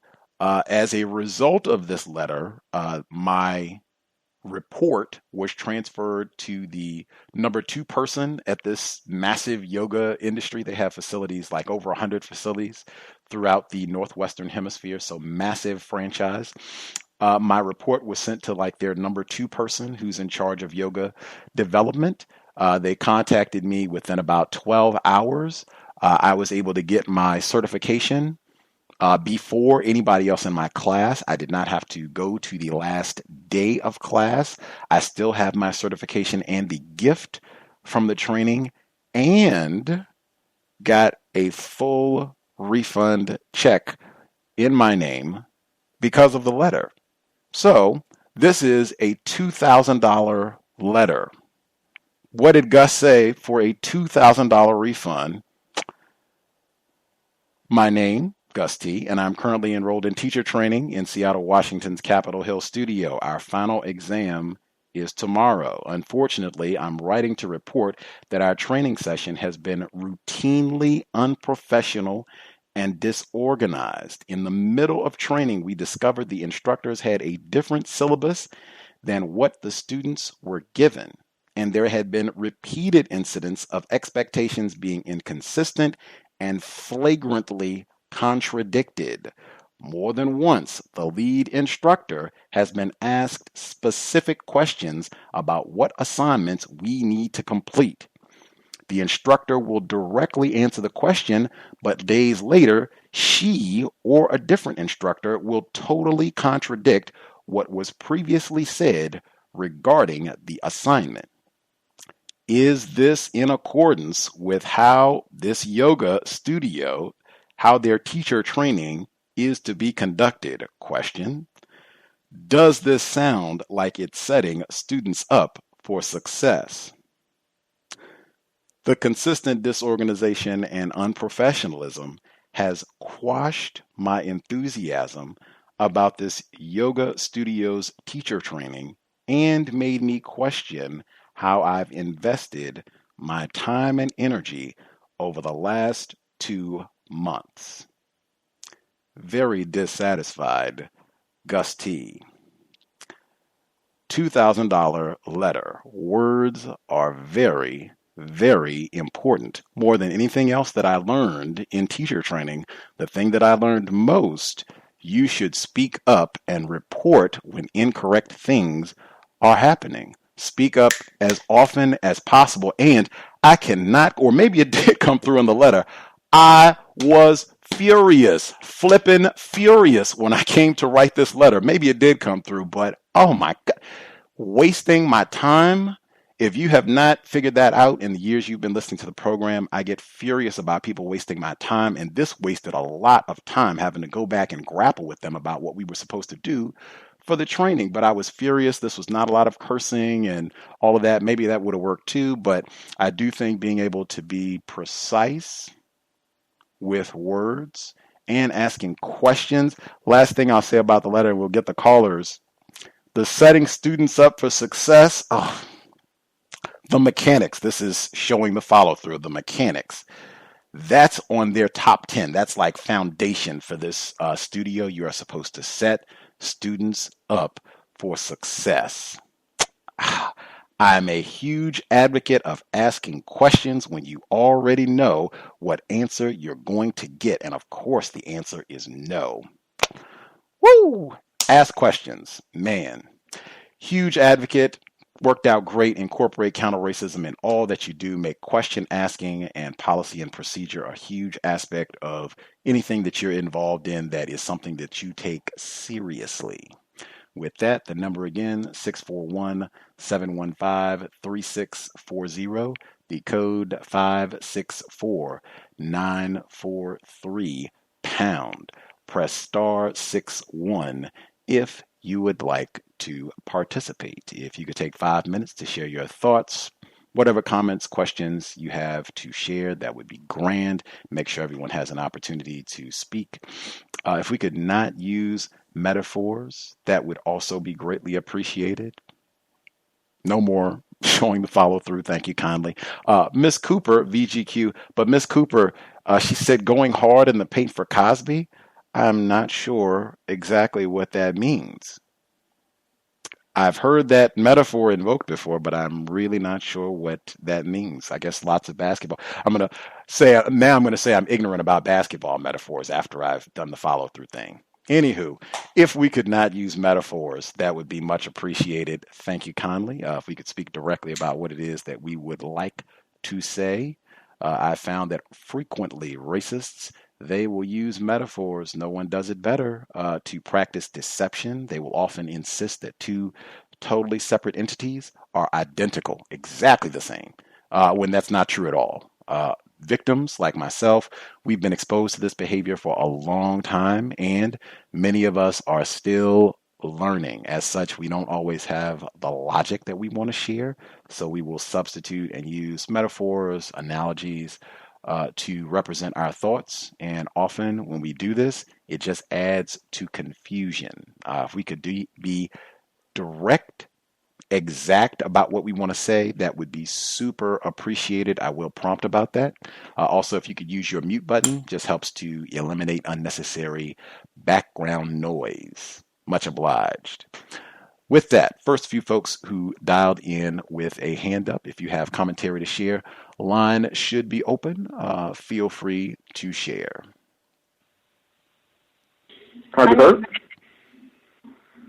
I heard Thomas in New York. Let's see. Was that? I heard a lady. That's what I thought too. Was that Ivy?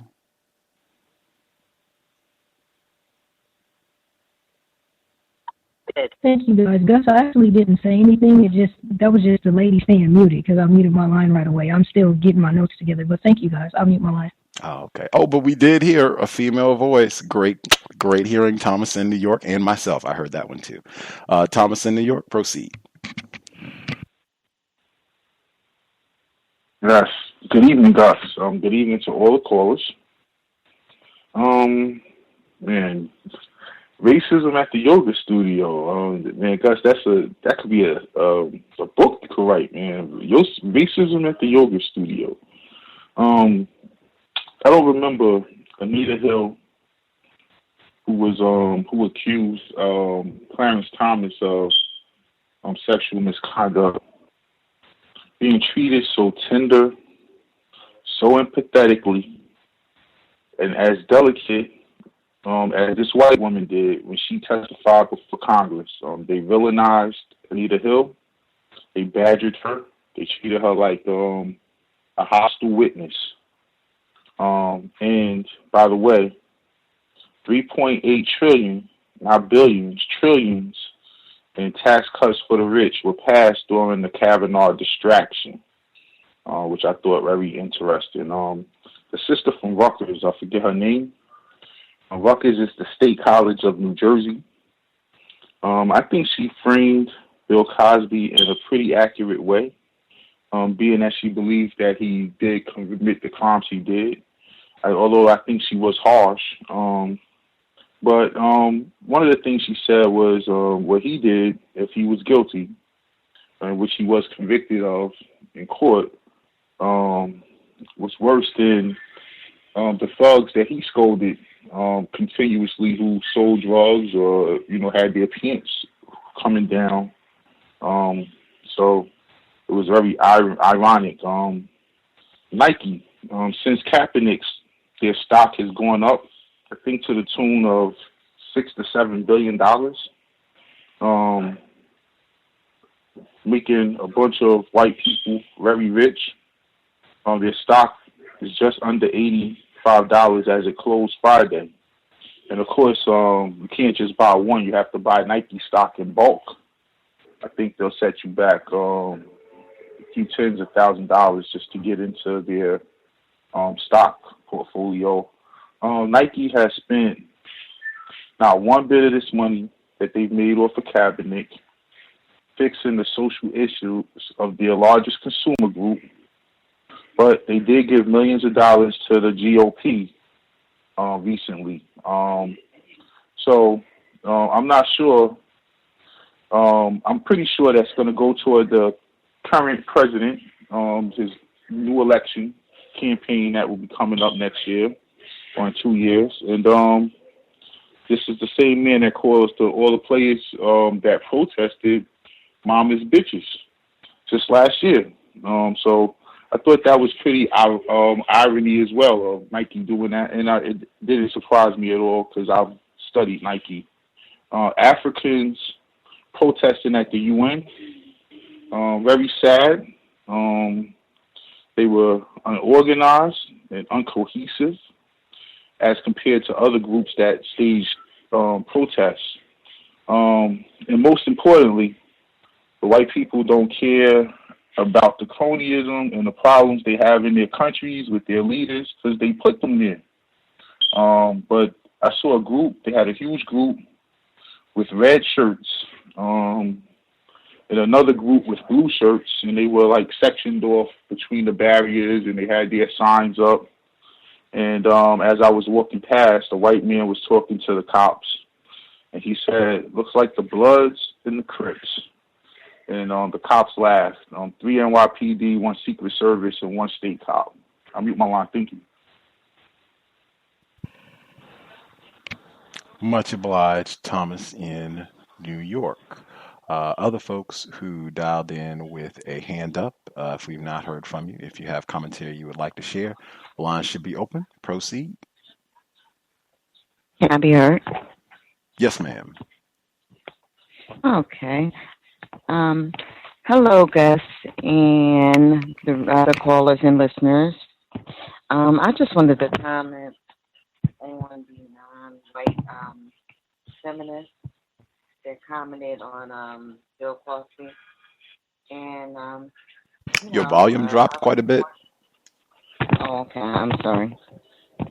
I was wondering if she would have been as why black feminists. I have not heard any black feminists have anything to say about when black women are being attacked by white men, such as the cop that you often reference, Holtzclaw, the cop that was raping all those black women that were supposing prostitutes.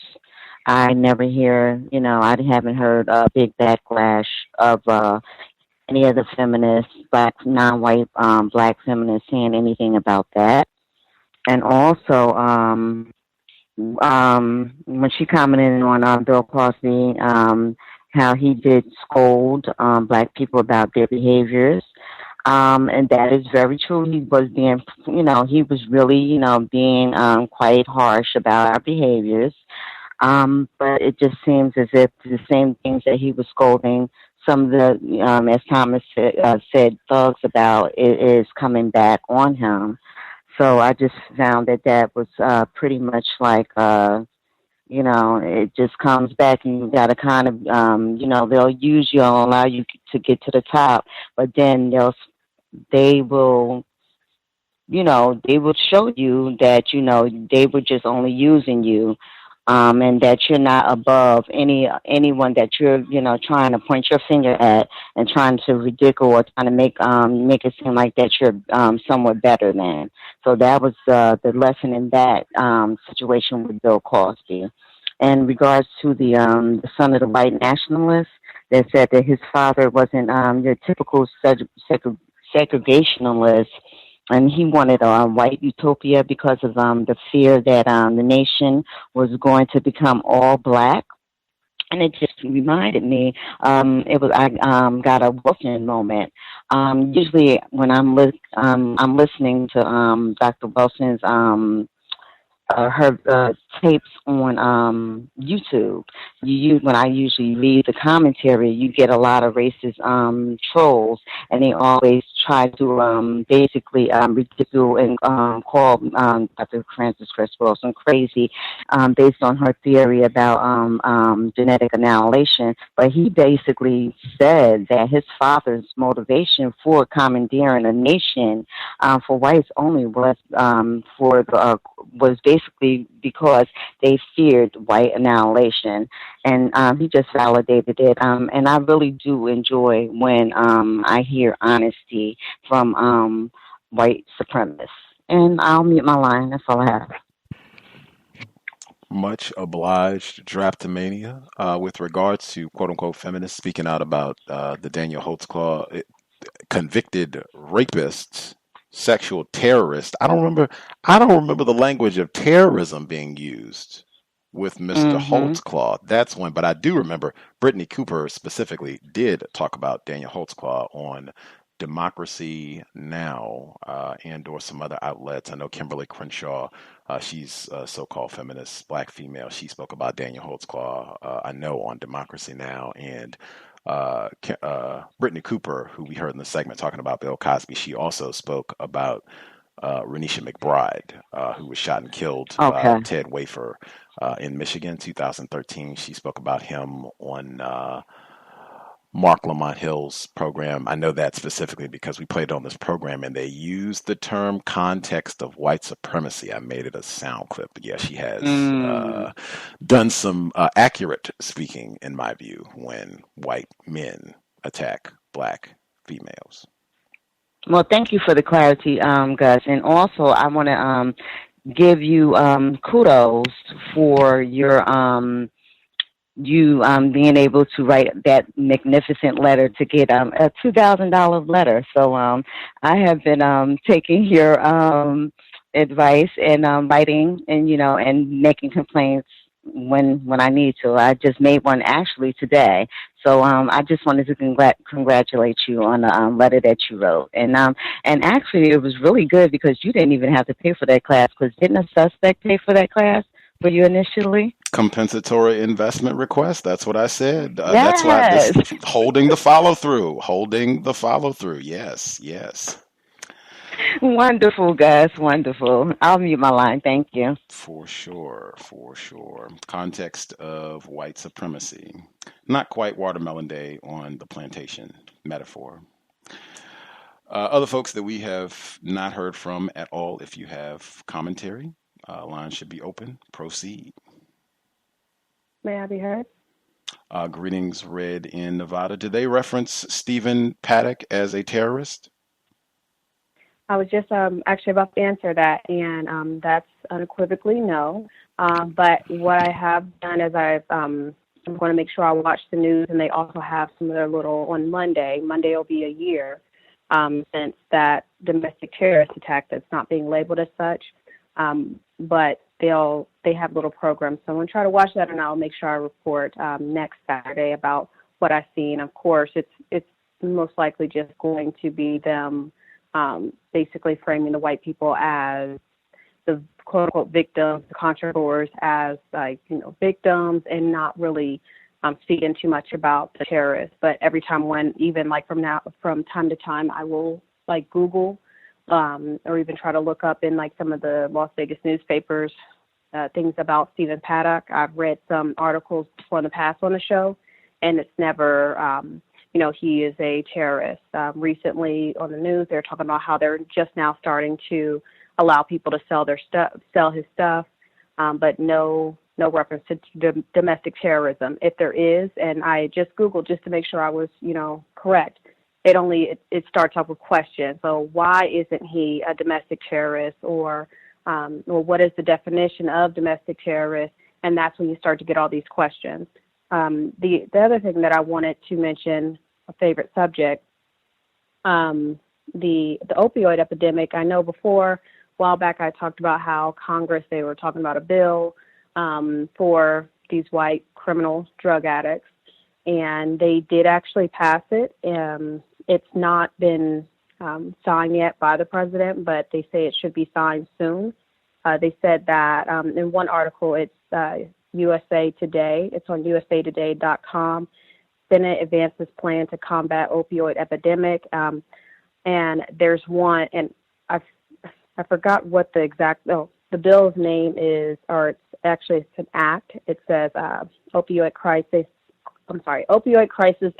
Response Act, basically talking about how altogether within the past few years, the whites have decided they're going to spend a little bit over $8 billion with a B, trying to help these white criminals, whether it's one of the things that was pointed out was in Medicare, expanding Medicaid to give these white drug addicts up to 30 days in like some type of treatment facility, just other little things to break down and when you break it down into different counties, some of the counties are going to increase law enforcement, and that translates to me, okay, just more mistreatment of Black people and less mistreatment of these also white criminals who are taking drugs illegally or not as prescribed. There was one other thing. I know in one of the segments they used the term watershed. I never quite understood what that meant. Like a watershed moment. I can't remember which one it was about. Whether it was about the African lady who was in Canada who was writing the book, but it basically was something along the lines where it really didn't. I'm sorry. It was, or it could have been the Cosby segment. You can definitely correct me if I'm wrong, but watershed was used. I couldn't quite understand how those two things kind of correlated with that moment being a better thing for Black people or victims of racism. I'll mute my line. Thank you. Much obliged, Red. I think it might have been the Bill Cosby report. I'll have to verify, but I think that's what was being suggested, that this is a watershed moment for the Me Too movement, I think was the context of where it was said, but I'll have to verify to be certain. Other folks that we've not heard from at all, if you have a hand up, line should be open. Proceed.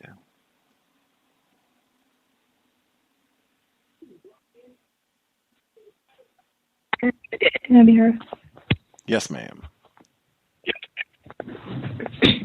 Excuse me. Greetings, Gus, and greetings to all the callers on the line. Congratulations, Gus, on the money. You're welcome, Red, as far as my words about your reading.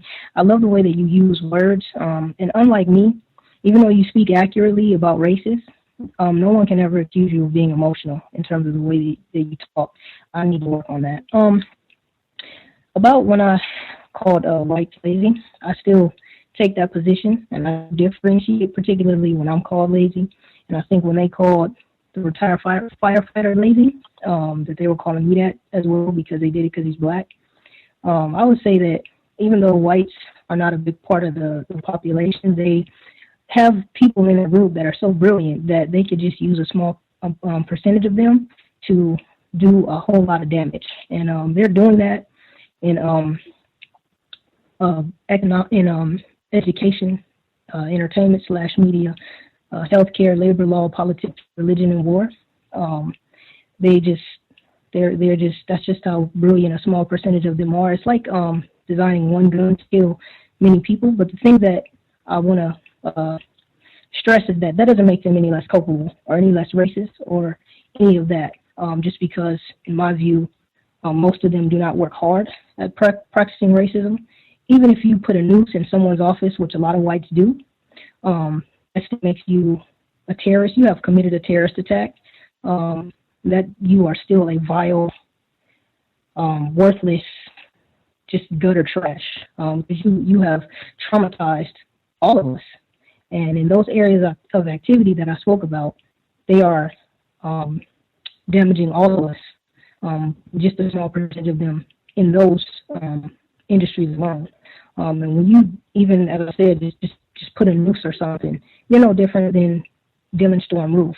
Even if you talk about one of us being raped or murdered in a racist way, you're no different than the rapist and the murderer. I even told the codified software analyst that it's the way the white people in the media, just the way they write about our victimization. They demonize us, and they condone. They try to protect the perpetrators, which means you condone whatever has happened to us, no matter what it is. I mean, they even called the victim in the lacrosse trial, they called her a stripper. And it's like, no, she's a woman. Last thing I want to say is that Cosby is innocent. The liar changed their story 6 times. Thugs is name calling. Elders do what Bill Cosby did, like talking about the sagging pants and all of that stuff. Older people do that. We just heard that yesterday on Black Love is a Revolutionary Act. I'll mute my line. Thanks, everyone. Thanks, Gus. Much obliged, Ivy. Other folks that we have not heard from at all, if you have commentary, questions, suggestions, let me give out the number one more time, 641-715-3640, the code 564943 pound. Press star 61 if you would like to participate. Others we've not heard from.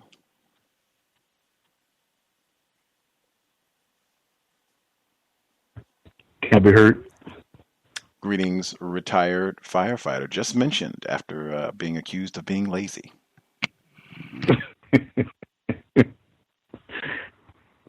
Yeah, as I recalled, I just retorted back with the first thing that came through my thought process to that what I would suspect that the white person that said that to me was trying to make a quote-unquote joke. But anyway, my report will be very, very short. First of all, I would say I would report that a new session of the DCS program has started. As I took a count, we have in our company, and what I mean by our company, I mean older non-white black males who are victims of racism, white supremacy. We have 32 non-white black males that was turned over to us by their parents today. It went. I can see the process with the different sessions. The input, the interaction, is getting better and better. Matter of fact, a lot of the parents are continuously sending their sons to us session after session to, I guess, to matriculate through the process, and so that's a sign of things are somewhat functional under the global system of racist white supremacy. Of course, nothing could ever be totally perfect under a global system of racist white supremacy as victims are concerned. But nevertheless, just reporting that this new session started. Last but not least, I was basically paying attention to 2 reports that you had. One reminded me of people that I would associate with non-white black people from all over the world who are basically were running from or fleeing from terror by going from country, quote unquote, to country, place to place. Better word would be place to place as opposed to country to country, being there's only one country that I know about. But from going to place, I had some experiences with being in company with those non-white people. And the last report you had with the I assume it was a non-white black female victim of racist white supremacy, VGQ, that was stating that basically what she was saying is racism is not her problem, but the white person's problem. If I had an opportunity to ask her a question, I would ask her under what context that statement is accurate. That'd be the only question I would ask her on it. She's definitely entitled to her thoughts on that matter. I've heard similar comments though, but I would say I would take another position based on the evidence that of the results that occur with non-white people, especially non-white black people, and that's all I have to say. Thank you for listening. Much obliged, retired firefighter, VGQ. Very important concept mentioned once again on the program, Victims Guaranteed Qualified. Other folks that we've not heard from at all, if you have a hand up, line should be open. Proceed.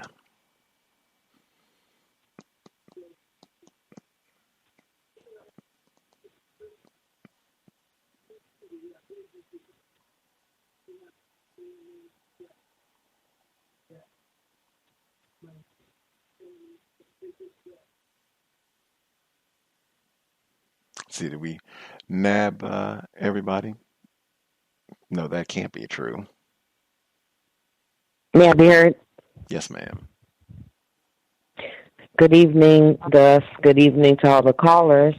I have a couple notes to answer the question to the metaphor watershed. A natural watershed is the division of water that basically leads to a bigger body of water. But in the term that they're using it in, it represents a change in direction in a situation. Another metaphor that I've noticed is used in information or media is also firestorm. And we basically know what a firestorm is. To answer you, Gus, in the paint represents when the basketball players are literally in the painted area closest to the basketball. So when I did watch basketball, when the announcers would say in the paint, that means the player are really, really being aggressive to get a free throw or, the points that they can get in that area. The article on the young lady that came or went over to Canada from Somalia, I'm trying to remember. What I heard with that was basically she was in Africa and was raped. So therefore, those rapists, those Africans are rapists too, just like Bill Cosby over here in America. So I thought that was a purposeful parallel that they did, esoterically. And she, basically was in the safety of Canada, which was racist, but it was nice, which means that she experienced what Mr. Fuller would say would be the best case scenario for any interaction with white people, tacky, along with terroristic with the kids, though they were terroristic. I believe it was either Red or Ivy that stated the expansion of Medicaid benefits to opioid addicts. I do have a comment on that. It's a tacky situation with that because a lot of the states are awarding or giving Medicaid funds to organizations that are supposed to be doing drug therapy and counseling, and that's not happening. There's been reports on a podcast that I listened to via Stitcher called Reveal, where they've interviewed white opioid addicts, methadone, etc., that have gone through programs that were state funded in which there was no counseling, they were understaffed. Some people even reported that the medications were unsecure and addicts were getting a hold to them, getting high. And there's a lot of organizations and companies that are getting these Medicaid benefits or Medicare benefits that are being sued later, or their funds are cut because of outright fraud. There's one more I can think of, and I'll end with this, where there was a gentleman that he went through the program not through Medicaid, but basically by court order to get counseling and treatment, but he actually ended up on a chicken farm and worked all the time, and they had no workers' comp benefits, no pay. Something fell on his head that was very heavy. He never got treatment for it. Basically, he's slowly turning into a vegetable. So please refer to Reveal on Stitcher. I know that's one place you can find it, or reveal.com, if you want to hear those articles on that. Thank you, everyone, and have a great rest of your weekend. Much obliged, Ivy. Whenever I think of Reveal, I think of the interview they did with Richard Spencer, mentioned earlier in the program, where the host, who I believe was a black male, explicitly talked about what a good-looking man Richard Spencer is, almost in a tragic manner, like you're a good-looking white man and you've got these white supremacist views, you could just go out in the world and be a good-looking anyway. Context of White Supremacy. Yes? Sorry, just want to let you know he's also in a tragic arrangement. So I'm not surprised he said it. Well, anywho, VGQ. Anywho, other folks who we have not heard from at all, if you have a hand up, line should be open. Proceed.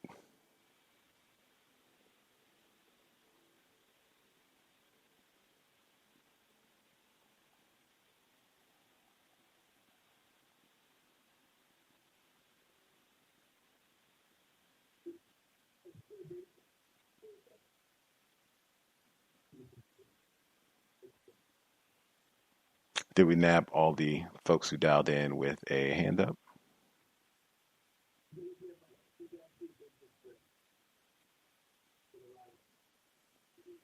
Well, while folks are waiting, seems like they are other folks. The number 641-715-3640, the code 564943 £. I did think from that segment where they were talking to Mr. Black, the son of the founder of Stormfront, I thought the manipulation, the conscious, like hearing yet another white person talking about the willful manipulation of words to practice racism, and the assumption that they had, I've talked about this for 10 years, the assumption that they had was that every white person was racist.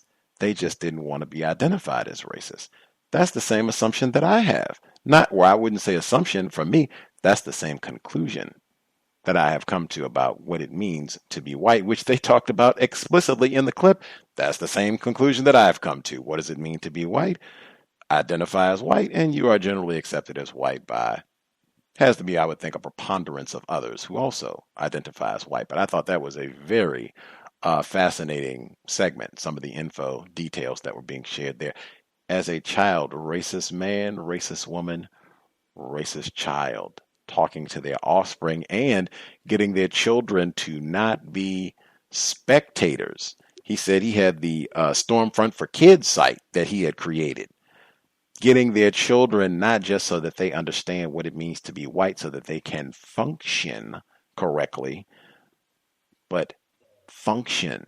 Don't be a spectator. Go out there and be active in the practice of white supremacy racism. I thought that segment was wowee. I was surprised nobody had any thoughts on that. Anyway, did folks hear that segment, or maybe folks just missed it? People just didn't have any thoughts.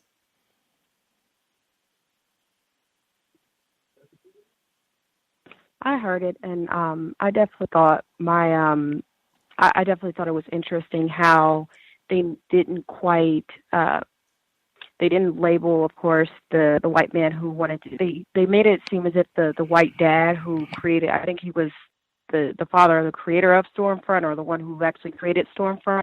They're like, oh, he just wanted to take over this island, but he wasn't violent. They kept trying to separate the violence from him, even though they stopped him, or law enforcement officials stopped him on the way to try to take over this non-white island, even though they kept saying, well, you know, we just want to be around whites and not be violent. I mean, that's a lie within what the actions were, you know, turning out to be, trying to take over a non-white island with guns, when I'm sure there are plenty of white islands. I mean, white people buy islands that are abandoned. So you wouldn't have to take over a non-white island if you were truly just a white person who only wanted to be around whites who didn't want to be violent towards non-whites. I'll mute my line. Thank you. Just following logic, read. Exactly. They use that lie, just calling it what it is. They use that lie on a regular basis, that they just want to be by themselves, as though racists anywhere in the known universe. You got Elon Musk and company talking about we're planning our trips to other planets, and they have the audacity to, oh, we just can't get away from the Negroes. My goodness. Come on. Other folks, certainly if we had folks who had comments on that segment, that would be grand. But did we miss anybody? Anybody that had a hand up we missed totally? Can I be heard? Yes, sir. Caller in Florida. Yes, sir. Thank you very much, sir. Greetings to Gus, the host, the listeners and callers. I definitely wanted to make some observations about that segment, especially when he was being asked about, I guess, when they were going to certain country concerts and handing out maybe some kind of music or information or something like that about content or information about using, I guess, white nationalist talking points. And when she was asked about what are the lyrics like, so he says, well, it's just about, we're not trying to bother anybody. We just want to just be to ourselves, and we don't want to hurt anyone. But I just don't think that answered it. Like, I didn't answer that question, because it sounded like he was giving his response, but he didn't really say what the lyrics were of some of the songs, at least in my opinion. And that was a very skillful way of avoiding answering that question. And he mentioned about how they can change the victims from being non-white to being white, and then at the same time making it seem like white people are being attacked, and they saying that they don't want to do anything, or they don't want to violently harm anybody. And I think a part of that segment too, he said that nothing is being done to white people. I don't know, like, did you hear that? That's what he said. He might not have said it directly, but he said, oh, white people, they're not really victims or anything like that. Nothing's being done to them. But we want to put out the rhetoric to get them to agree with us with these political campaigns. And the guy actually got a lot of them galvanized to go out and vote for him.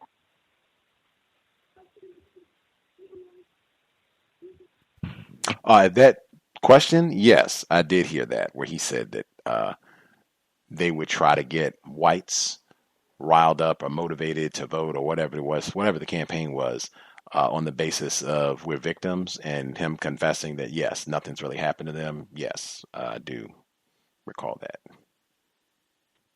Yes, sir. That one really stood out, and he was definitely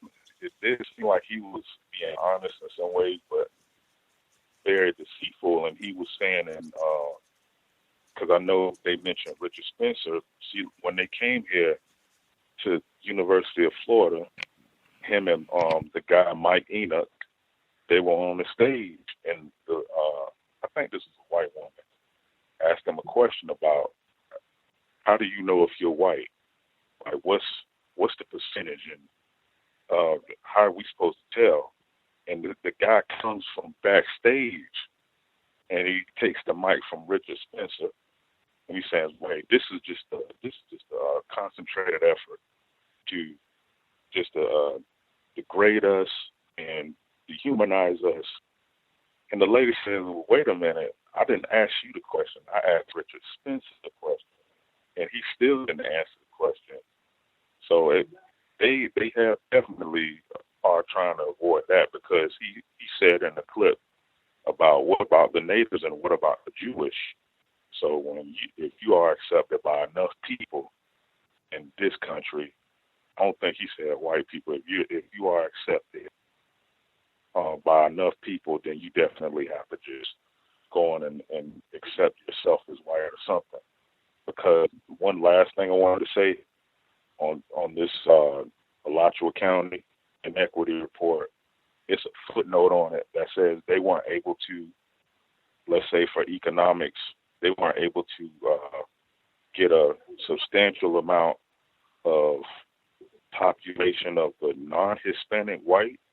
So to compensate, they used the white population to complete the statistics for the non-Hispanic white population. So they didn't even define what all that meant. So, yeah, that's the only thing that I have right now. And thanks for allowing me to speak.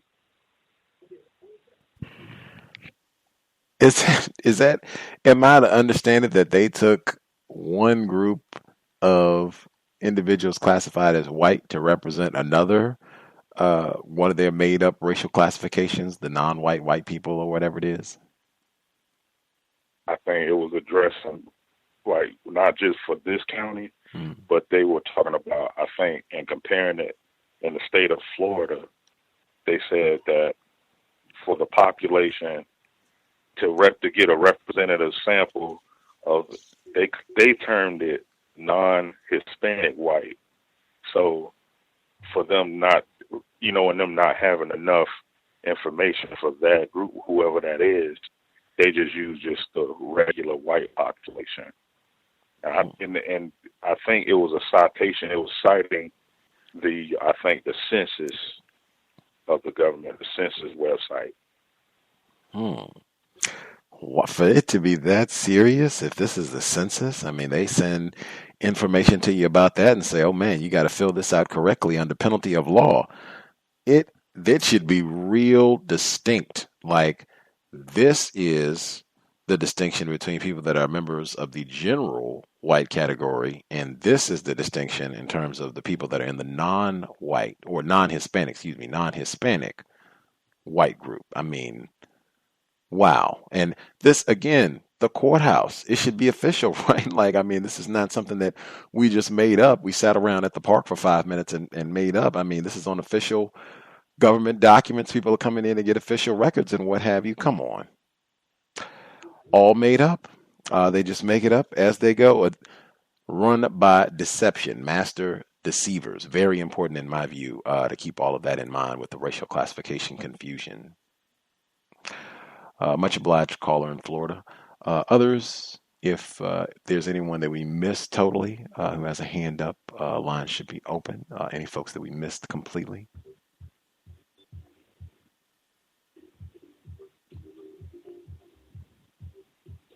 I'll assume folks are spectating still. Was there any final, or the caller at 3098? Did you have commentary?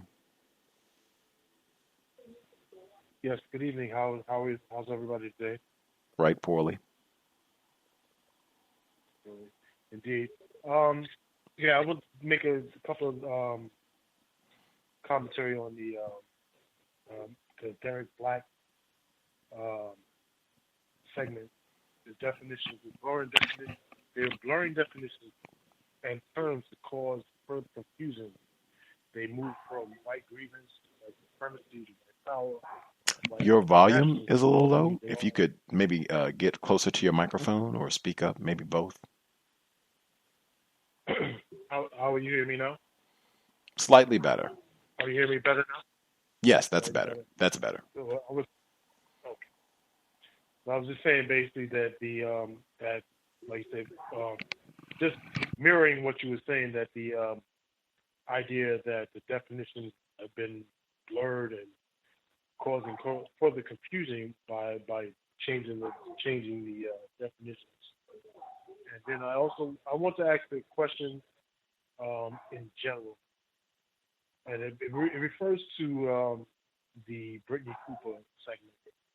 How do we best, a suggestion for me, how do we analyze a black person's views about the system without being critical and possibly avoid conflict?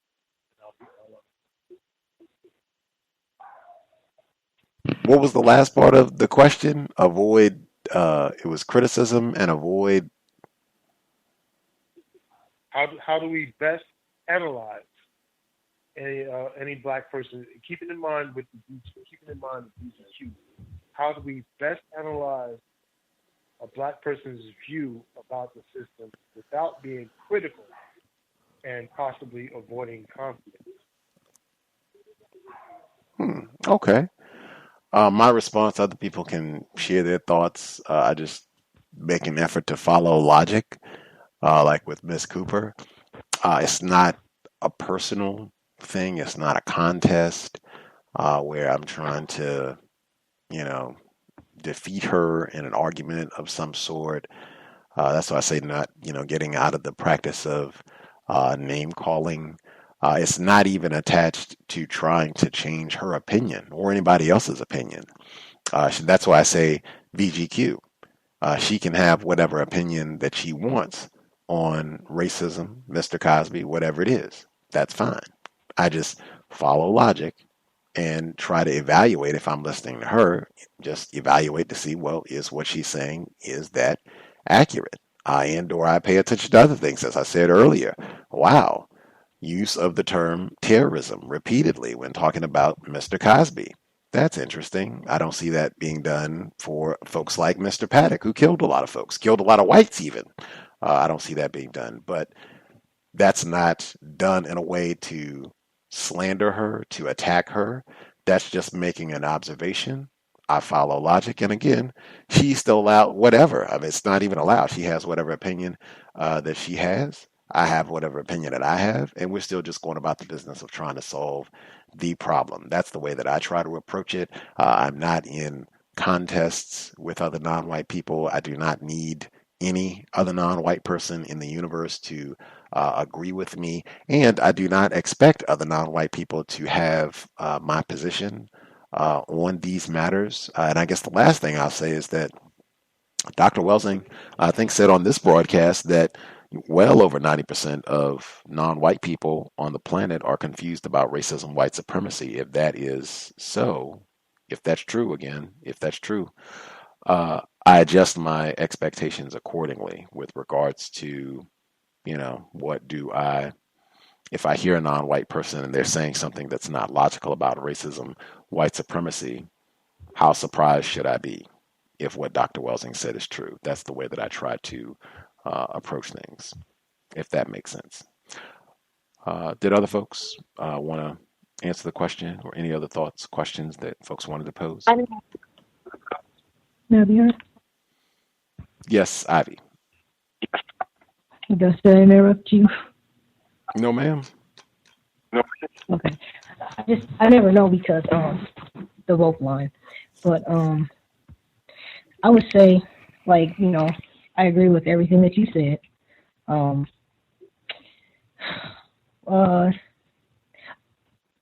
Okay, so I'm not aware that Ms. Cooper said that Mr. Holtzclaw, who I consider to be an Asian, was a terrorist, or any other white person who has raped us or whatever. However, in white supremacy, I think that it's I don't think that it's logical for me to expect for a victim to talk about other victims and racists the same way when they are accused of crimes or whatever the case may be. So I don't expect her to call a white person a terrorist, even if they are a terrorist. Now, some victims do that, but I'm not going to expect that. What I'm going to expect that, given that you are a victim of terrorism, I'm going to expect you to be afraid to do that. I'm also going to expect you to be confused, because all of us are. Also, I would say that I think that a lot of, like, when you calling people terrorists and things like that, like, for an example, in Cosby's case, we weren't there, and he has said he's innocent, and there's so much evidence that he is. There are a lot of people, especially black people, who are innocent, high percentages of innocence with rape, murder, and other things, drugs, robbery. So that, I think, needs to be taken into account as well before just, I guess, quickly labeling someone a terrorist. But again, I'm not going to expect this from victims. So I think just talking about or analyzing and talking about other victims in the context of white supremacy. I'll mute my line. The cows. Number again, 641-715-3640. The code 564943 pound. Press star 61 if you would like to participate. I've almost neglected to include. We included this segment talking about Mr. Van Dyke in Chicago, the trial, the murder of Laquan McDonald. In that segment, the city of Chicago, they talked about their legacy of police abuses. It's police terrorism. And that's according to the Chicago public school system, where there's a mandate that they teach about what the late John Burge, who just died, you can do a jig for that for sure, but white race soldier John Burge, who terrorized black people in Chicago for decades and with impunity.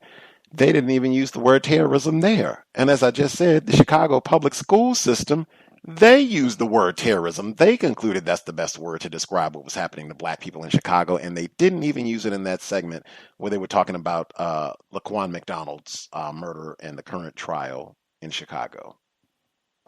Any other folks, comments, questions they wanted to add?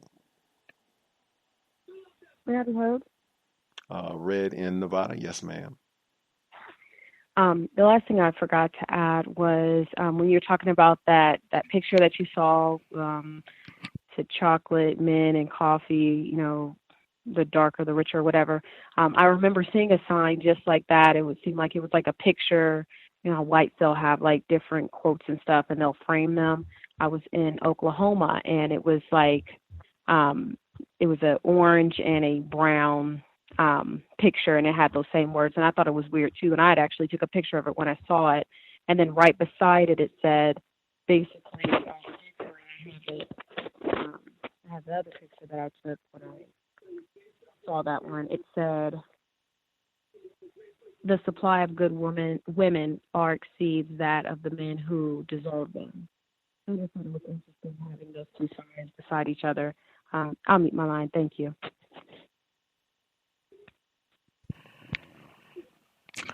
Fascinating.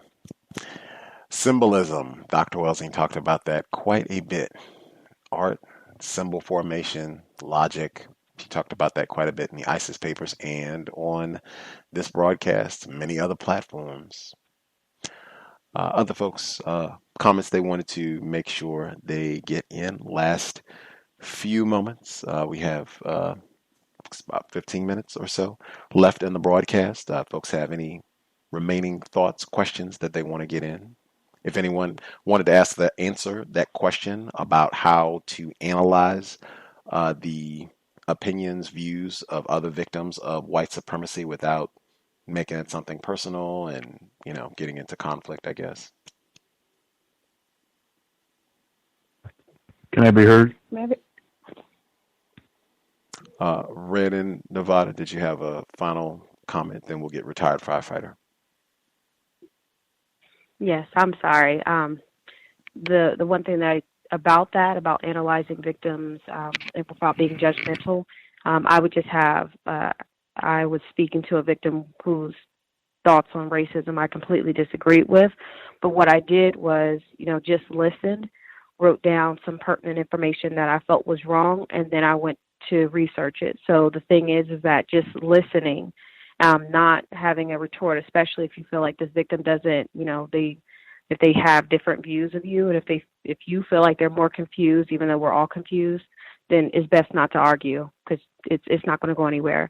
But then just, if you have a moment afterwards, just look up the information for yourself, and then if you get the opportunity, present that opposing information to them. But if it, but then immediately stop if it turns into like an argument. That's what I did. I thought it was somewhat constructive. I'm in my line. Thank you. Listening, great suggestion. Listening, don't feel compelled that you have to present your view or talk. You can just listen, ask a question or two, proceed. Retired firefighter, thank you for your patience, sir. Yes, last caller, thought that was very good answer. I also have a similar thought process on that, similar to what she was stating. I make a practice to never to retort, especially to a non-white person, a non-white black person. I disagree with that. That sort of thing. It just becomes a ground for arguing, debating, quote unquote, which is very unnecessary. It's just simply that if that non-white person thinks that particular thought that they have would work, they certainly don't need me to participate in what they're doing. I was working out at the local center, and they're engaged in conversation, and someone mentioned about the idea is to go out and use quote unquote counter violence on white people, and they certainly don't need me. That person certainly doesn't need me to participate in that process. Just go out there and do it and examine the results.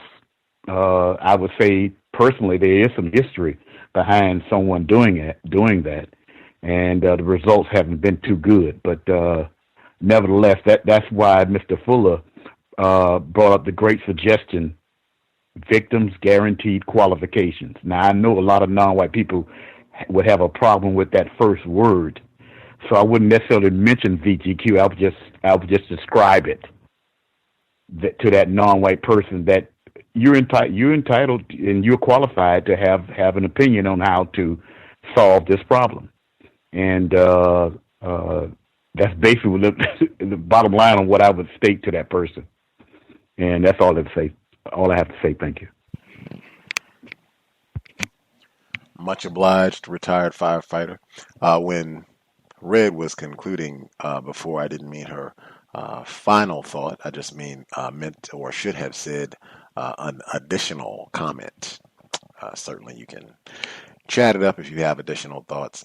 But I also think something to be mindful of when we are chatting with, I think Mr. Fuller has encouraged resisting the urge to criticize other victims of racism, which I think is definitely something that's great to keep in mind or to be mindful of. But I also think remembering that we are all still victims of white supremacy ourselves.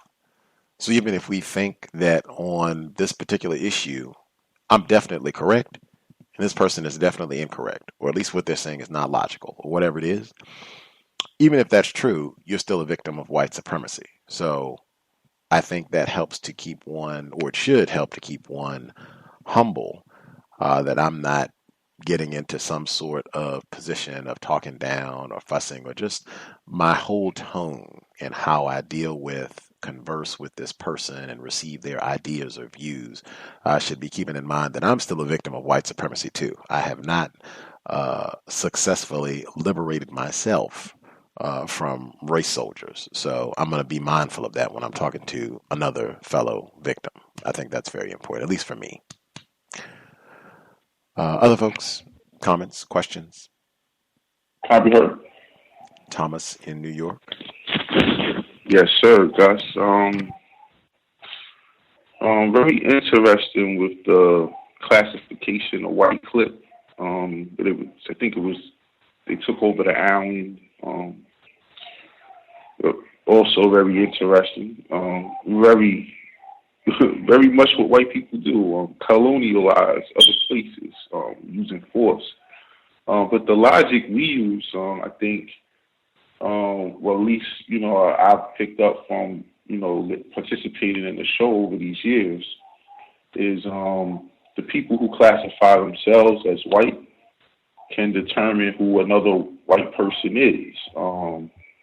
They're the only ones who can do that. The people being classified as black are not able to classify who is white. Only white people can classify who is white. So I think it was pretty much in line with that logic. Richard Spencer, I think he would be an excellent guest. And I think he has the confidence in his self that he's refined enough to come on a counter-racist platform and perform pretty well. I think that from the interviews I've seen with him, he has that mindset. Go hard in the paint. I take that as more of a hip-hop term. It's really a double metaphor. Go hard, giving 110% effort, or not quitting, or you're really working, and you could apply that to whatever you're doing. Or in the paint, which is normally in the hood or in the ghetto, but in the crowded place or on the corner where things are happening. And that's what that metaphor generally applies to when it's used in hip-hop terms. And that was all I had to say, Gus. Thank you.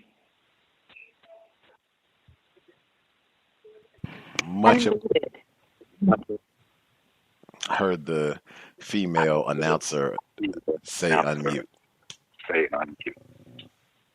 Go ahead, Gus. I did interrupt you that time. Go ahead. Let's see. I was just. Oh, well, the echoes. You go ahead, and I'll comment when you're done. Okay, yeah, I appreciate that. Yeah, I was so I just about black men as criminals. White people deprive us of resources, and then they bribe us and by paying us millions of dollars to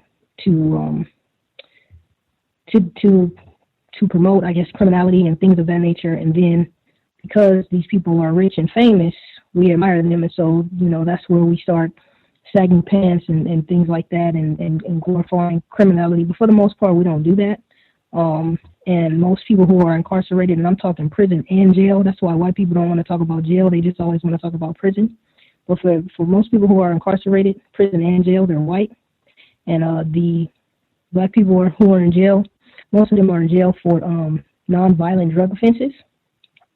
And the only reason why half of them are in jail for violent things is because you get longer sentences for drugs. Like Michelle Alexander will tell you that. But even most of the arrests each year, only like less than 2% are for violence, period, among every group. So black men they're not criminals, they're not violent, and any of these other lies that's used to just harm them. Yeah, and I think that was it. I'll mute my line. Thanks, Gus.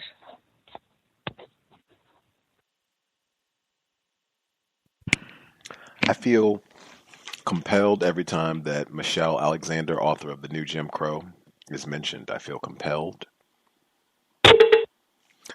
Anywho, back to Richard Spencer. I did invite him to be a guest on the cows through multiple outlets. I sent messages. This was more than a year ago. I asked, and he did not respond.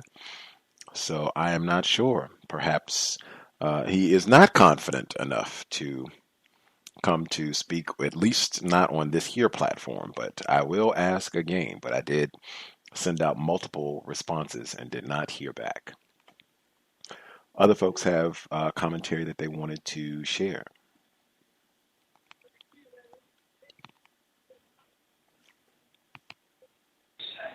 Can I say one more thing, Gus? The word black means criminal. It's one of the synonyms of the word.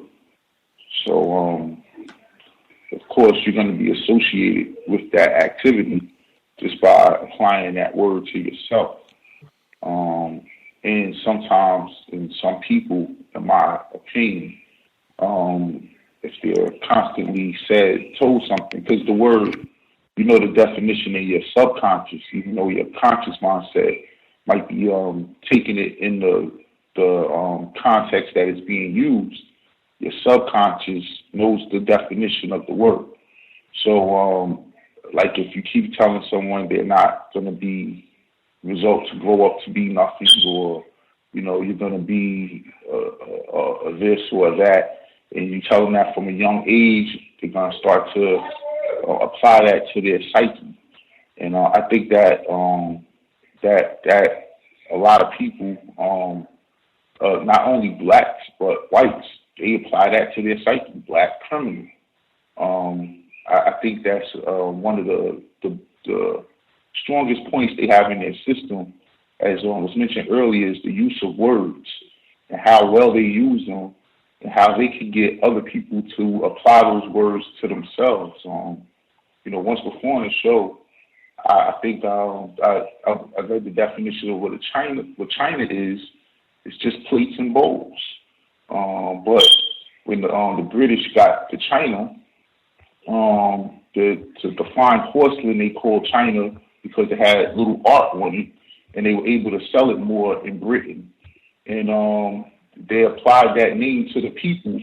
It was like the same equivalent to us calling the Mexicans tacos, you know, but they call themselves that today. You know, like they just mind control you with these words, in my opinion.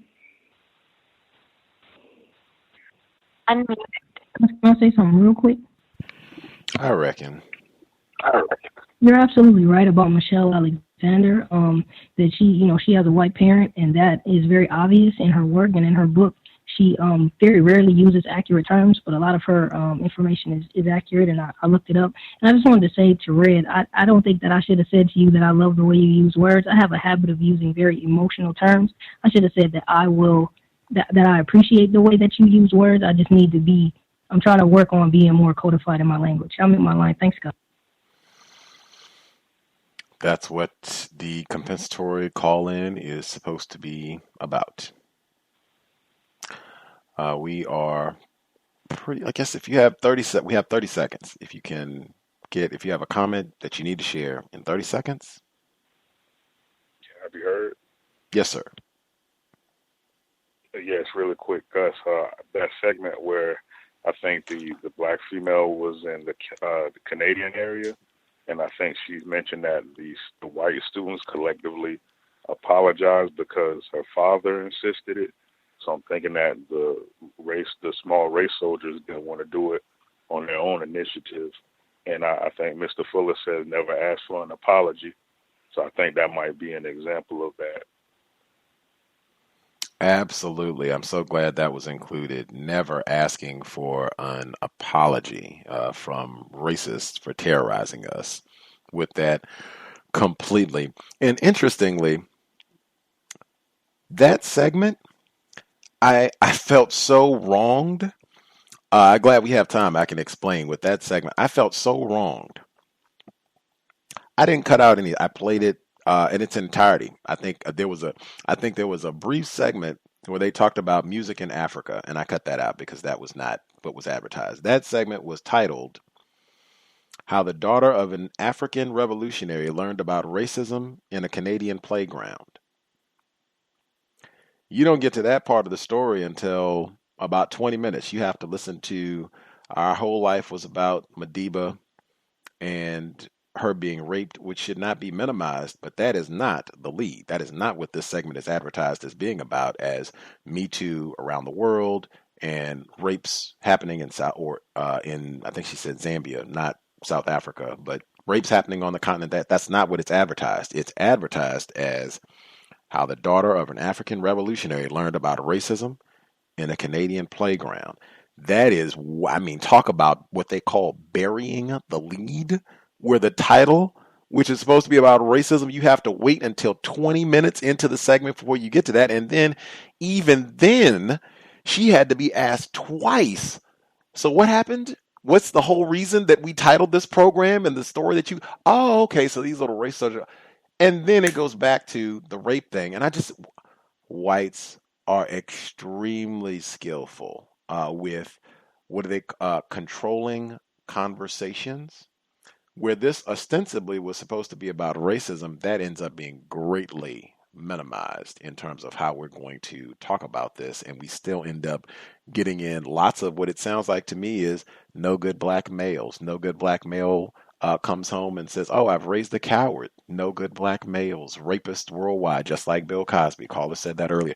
That was the sentiment that I ended up going in with, thinking, oh, we're going to hear about racism in Canada. And I end up ending feeling no good black males.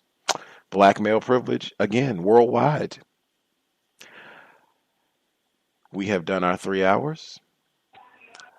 Much obliged for folks tuning in. I hope it was worthy of your time and energy. It seems Gus T might be starting teacher training again this week.